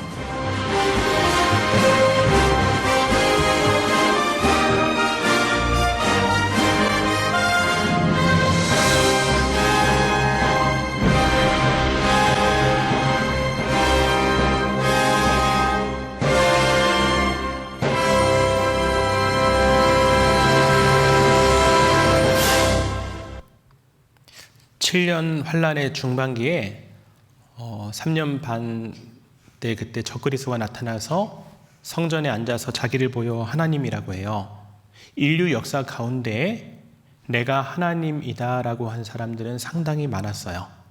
그런데 하나님의 성전에 앉아서 내가 하나님이다라고 한 사람은 이 사람밖에 없어요. 근데 요한계시록에 보면은 지금부터 1900년 전에 기록된 말씀인데 이 적그리스도가 나타나서 이 세상을 어떻게 다스릴지가 자세하게 기록이 돼 있어요. 하나님께서 요한을 통해서 앞으로 7년 환란에 일어날 일들을 보여주셨어요. 그걸 기록한 게 있습니다. 그리고 다니엘 성경에도 다니엘을 통해서 하나님이 보여주셨는데 다니엘 성경과 요한계시록 성경을 딱 비교해 보면요, 정확히 맞아떨어져요. 시간이 부족하기 때문에 다니엘 성경까지 다 공부할 수는 없고 요한계시록의 적그리스도가 어떻게 7년 환란 때 다스리는지 그것만 잠깐 보려고 합니다. 요한계시록 13장입니다. 요한계시록 13장 1절입니다. 내가 보니 사도 요한이 봤습니다. 하나님이 보여주셨어요. 바다에서 한 짐승이 나오는데 다니엘 성경에 보면 바다는 세상을 의미하고 한 짐승은 한 왕을 나타내요. 그러니까 세상에서 한 왕이 나타난다는 겁니다. 그 왕은요, 뿔이 10이요 머리가 7이라 그 뿔에는 10면류관이 있고 그 머리들에는 참남된 이름들이 있더라. 내가 본 짐승은 그 왕은요 표범과 비슷하고 그 발은 곰의 발 같고 그 입은 사자의 입 같은데 무시무시한, 정말 과거의 그런 무시무시한 그 바벨론 제국, 페르시아 제국, 헬라 제국 이런 제국들의 정말 강점을 다 모아놓은 그런 왕이 마지막에 나타난다라는 거예요. 근데 용이 자기의 능력과 보좌와 큰 권세를 그에게 주었더라. 용은 누구냐면요, 12장 9절에 나와 있어요. 큰 용이 내어 쫓기니 옛 뱀 곧 마귀라고도 하고 사단이라고도 하는 온 천하를 꿰는 자라. 땅으로 내어 쫓기니 이 땅에서 사람들을 유혹하는 그 옛 뱀, 사단 마귀가요, 그 적그리스도에게 능력을 주는 겁니다. 다시 13장 2절, 용이 자기의 능력과 보좌와 큰 권세를 그에게, 그 적그리스도에게 준 거예요. 그런데 그의 머리 하나가 상하여 죽게 된 것 같더니 그 죽게 되었던 상처가 나아요. 그리고 온 땅이 이상히 여겨 짐승을 따르고. 여러분, 지금까지요 온 세상을 다스리는 왕은 없었습니다. 근데 마지막 적그리스도는요 성전에 앉아서 자기를 보여 하나님이라고 하고 죽었다가 살아나는 그런 엄청난 일도 사단 마귀를 통해서 나타나기 때문에 온 땅 7년 환란에 남아있는 모든 사람이 적그리스도를 보면서 야, 이런 사람이 어디 있느냐 하면서 하나님처럼 섬기는 거예요. 5절입니다. 또 짐승이, 그 왕이 적그리스도가 큰 말과 참남된 말하는 입을 받고 내가 하나님이다, 평화를 주겠다, 이런 말을 하는 거예요. 또 42달 일할 권세를 받으리라. 그럼 42달은요 3년 반이에요. 1년 12달, 2년 24, 3년 36, 12의 반은 6, 36 더하기 6하면 42이잖아요. 후 3년 반 42달을 다스린다라는 겁니다.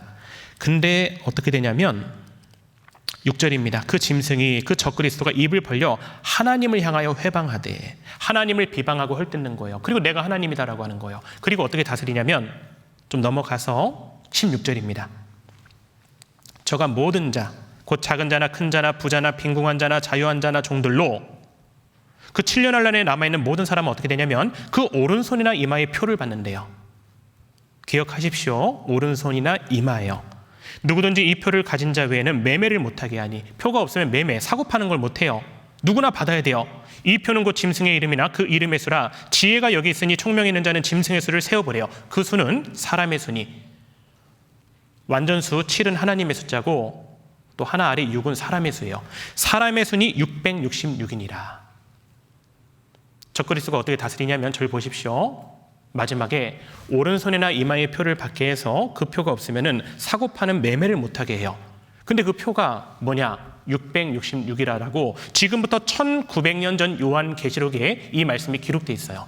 만약에 100년 전에 이 말씀 보면요 무슨 말씀인지 도무지 이해할 수 없어요. 근데 지금은요 다 준비됐습니다. 보십시오.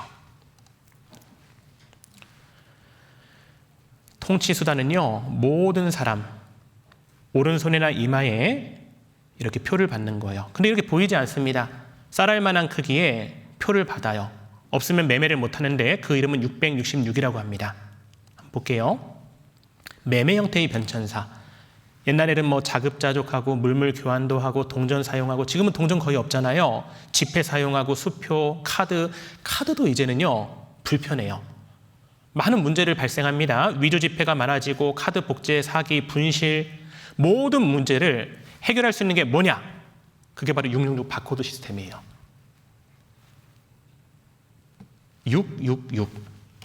지금 제가 갖고 있는 이 물에도요 그 바코드가 지금 새겨져 있습니다. 666 바코드. 여기 보시면 길게 나온 이 6, 첫 번째, 두 번째, 세 번째가요 컴퓨터가 있는 6이라는 숫자예요. 그래서 이것을 666 바코드라고 하는데 좀 읽어드리겠습니다. 컴퓨터 바코드는 666 체계로 알려져 왔으나 666 외에도 444, 999 체계가 있어요. 스캐너가 바코드를 판독할 때는 그 숫자도 읽어가지만 코드 사이의 간격을 읽어요. 666 방식에서 처음 6은 시작을 나타내고 두 번째 6은 확인, 세 번째 6은 실행 끝을 나타내요. 그런데 444, 999는 조금씩 실수가 있는 데 비해 666은 가장 확실할 뿐 아니라 IBM 회사에서 666 특허를 공개하여 누구나 사용할 수 있도록 하였다. 그래서 처음에는요 이런 물건에 들어가다가 이제는요 조그만 쌀알 크기로 만들어 갖고 동물에게 넣는 거예요. 왜냐하면 버려진 동물들이 많잖아요. 그 동물들 가져다가 띡 하면요 주인이 누구고 예방접종은 언제 했고 다 나타나는 거예요. 사람의 주민등록과 비슷하죠. 내장력 전자칩. 해외여행을 할 때 장착이 의무화되어 있어요. 11mm 정도의 쌀알 크기의 캡슐이에요. 그것이 몸에 들어가는 겁니다. 그럼 이 개의 정보가 다 들어가 있어요. 이것을 이제 누구에게 넣자고 선전하고 있냐면 사람에게 넣자고, 오른손에나 이마에 받자고 이렇게 광고하고 있습니다. 2002년 국민일보에 보니까요, 삶의 질 향상인가 육류시대 예고인가 라고 돼 있죠. 여기를 좀 확대해 보면요, 상당수 기독교인들은 이러한 전자마크 시대의 도래가 유엔의 신세계 질서 추진과 맞물려 종말의 시작, 마지막 시대의 징조를 라고 믿고 있다. 그러나 일반인들은 대부분 생활 편의성을 이유로 이를 환영하는 분위기여서 이것이 짐승의 시대, 그 적그리스도의 시대, 그 7년 환란의 시대를 예고하는 것인지는 결국 시간이 해결해 줄 것이라는 전망이다. 여러분, 하나님의 말씀은요, 반드시 이루어졌어요. 그러면서 이렇게 말하죠. 요한계시록 3장 16절에서 18절. 저가 모든 자, 곧 작은 자나 큰 자나 부자나 빈궁한 자나 자유한 자나 종들로 그 오른손에나 이마에 표를 받게 하고 누구든지 이 표를 가진 자 외에는 매매를 못하게 하니 이 표는 곧 짐승의 이름이나 그 이름의 수라. 지혜가 여기 있으니 총명 있는 자는 그 짐승의 수를 세어보라. 그 수는 사람의 수니 666이니라. 우리가 읽었던 말씀이잖아요. 신분증이 내 몸속에 라고 돼 있죠. 신인류, 내 몸이 패스워드래요. 손가락 안을 살짝 절개해서 1cm 정도의 마이크로칩을 이식하는 겁니다. 치매 환자들은요, 갑자기 다른 데 차 타고 가서 어딘지 몰라요. 자기가 어디 사는지도 몰라요. 띡 해보면 어디 사는지 알아요. 응급 환자가 갑자기 쓰러졌습니다. 병원으로 실려갔습니다. 띡 하면은 무슨 병이 있고 또 가족은 누구고 다 알 수 있어요. 코로나 시대가 왔습니다.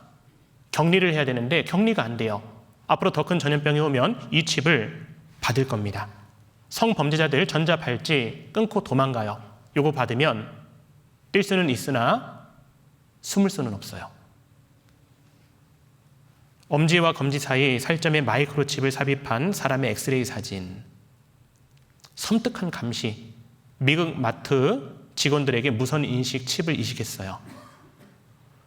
근데 스마트폰 페이도 귀찮다. 몸속에 칩 심는 스웨덴.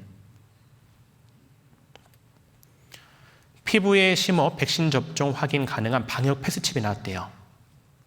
스웨덴에서 이미 수천 명의 사람이 피부에 칩을 이식해 전자 열쇠, 명함, 교통카드 등으로 사용하고 있다며 코로나 유행 이후 방역 패스칩을 피부에 심는 사람도 늘고 있다고 덧붙였다. 그리고 중앙일보에 보면요, 여기 확대해 보겠습니다. 미국의 정보기관의 연구에 따르면 피부의 온도 변화에 따라 재충전되는 배터리를 내장한 반도체를 이식하기 적당한 위치가 이마와 손등이라고 한다라고 기사에 나와 있어요. 근데 성경은요, 오른손에나 이마에 표를 받게 한다라고 했죠. 5학년 1학기 사회과 탐구에 보면요, 초등학교 미래 화폐해서 레이저 화폐, 이마나 손에 전자칩을 달거나 표시를 해놓고 처리한다. 그냥 무심코 지나갈 수도 있는 글인데 성경을 알고 나니까 이게 너무 확실한 거예요. 여러분, 손 없는 사람 있잖아요. 손 없으면은 이마에다 넣으면 돼요. 모든 사람의 오른손의 정맥 구조는 다 달라요. 그리고 눈의 홍채의 구조도 다릅니다. 그렇기 때문에 우리 오른손에 있는 정맥 구조와 홍채가 바로 그 자기의 그 패스워드 역할을 하는 거예요. 거기 안에다가 칩만 넣으면 돼요. 칩만 딱 넣으면요, 모든 것들이 해결됩니다. 이 사람이 누군지, 그리고 거기 안에서 모든 것들이 다 빠져나가는 거예요. 우리 그 자동차 타고 나가면은 하이패스 하면 그냥 나가면 되잖아요. 이제 물건을 살 때도 띠띠띠띠다 계산 안 해도 돼요. 그냥 주머니에 다 넣고 나오면은 자동 계산, 돈이 빠져나갑니다. 알아서. 이런 세상이 올 거예요. 왜 이렇게 되냐? 마지막 적그리스도는 모든 사람을 통치해야 돼요. 컴퓨터 안에 가다 놓고 다 통치합니다. 그거 안 받으면 매매를 못하게 하기 때문에 살 수가 없어요. 근데 그 준비가 다 돼 있다는 거예요. 여기 볼게요. 이게 뭐냐면 신약 전서입니다. 우리가 방금 읽었던 1925년 성경이에요. 1925년에는 이 666 바코드가 무슨 말인지 몰랐어요. 근데 이때도 똑같이 나와 있습니다. 무한 즉 매매를 못하게 한다. 표가 없으면 매매를 못하게 하는데 이 수는 얼마냐? 666인이라고 되어 있잖아요. 정말 이 말씀대로 준비가 다 되어 있습니다.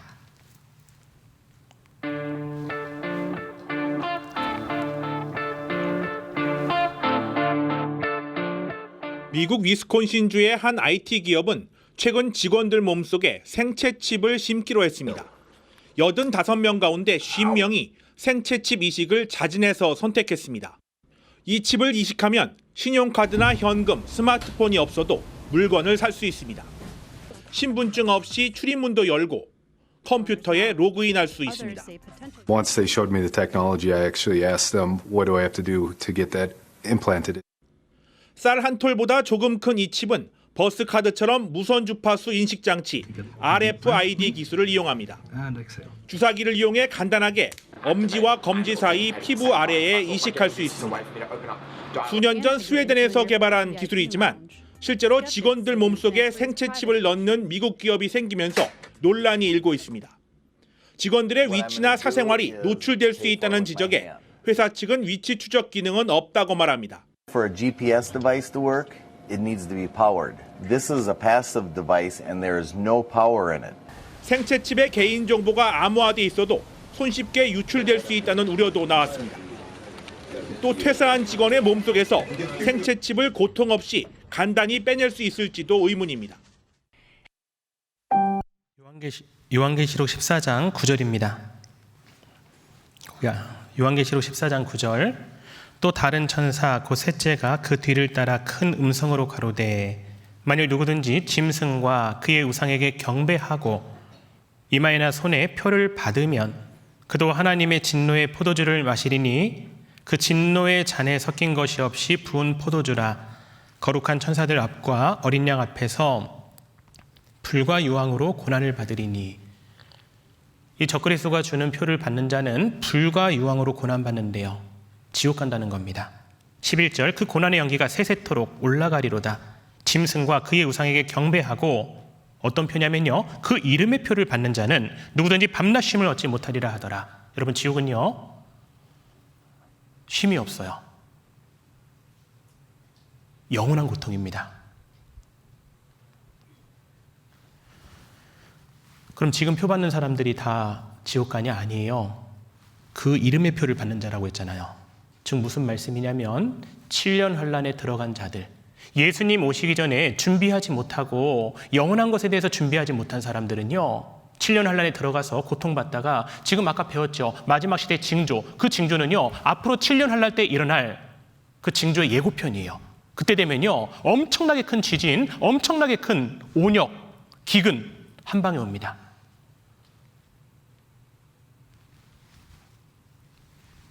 그리고 죽으면 끝나는 게 아니고 세세토록 영원히 밤낮 쉬지 못하는 지옥에 가야 되는 거예요.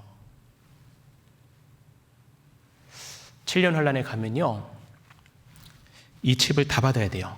강제로. 마치 방역 패스처럼요, 백신 패스처럼요. 그 시대가 지금 다가오고 있습니다. 그래서 준비해야 됩니다.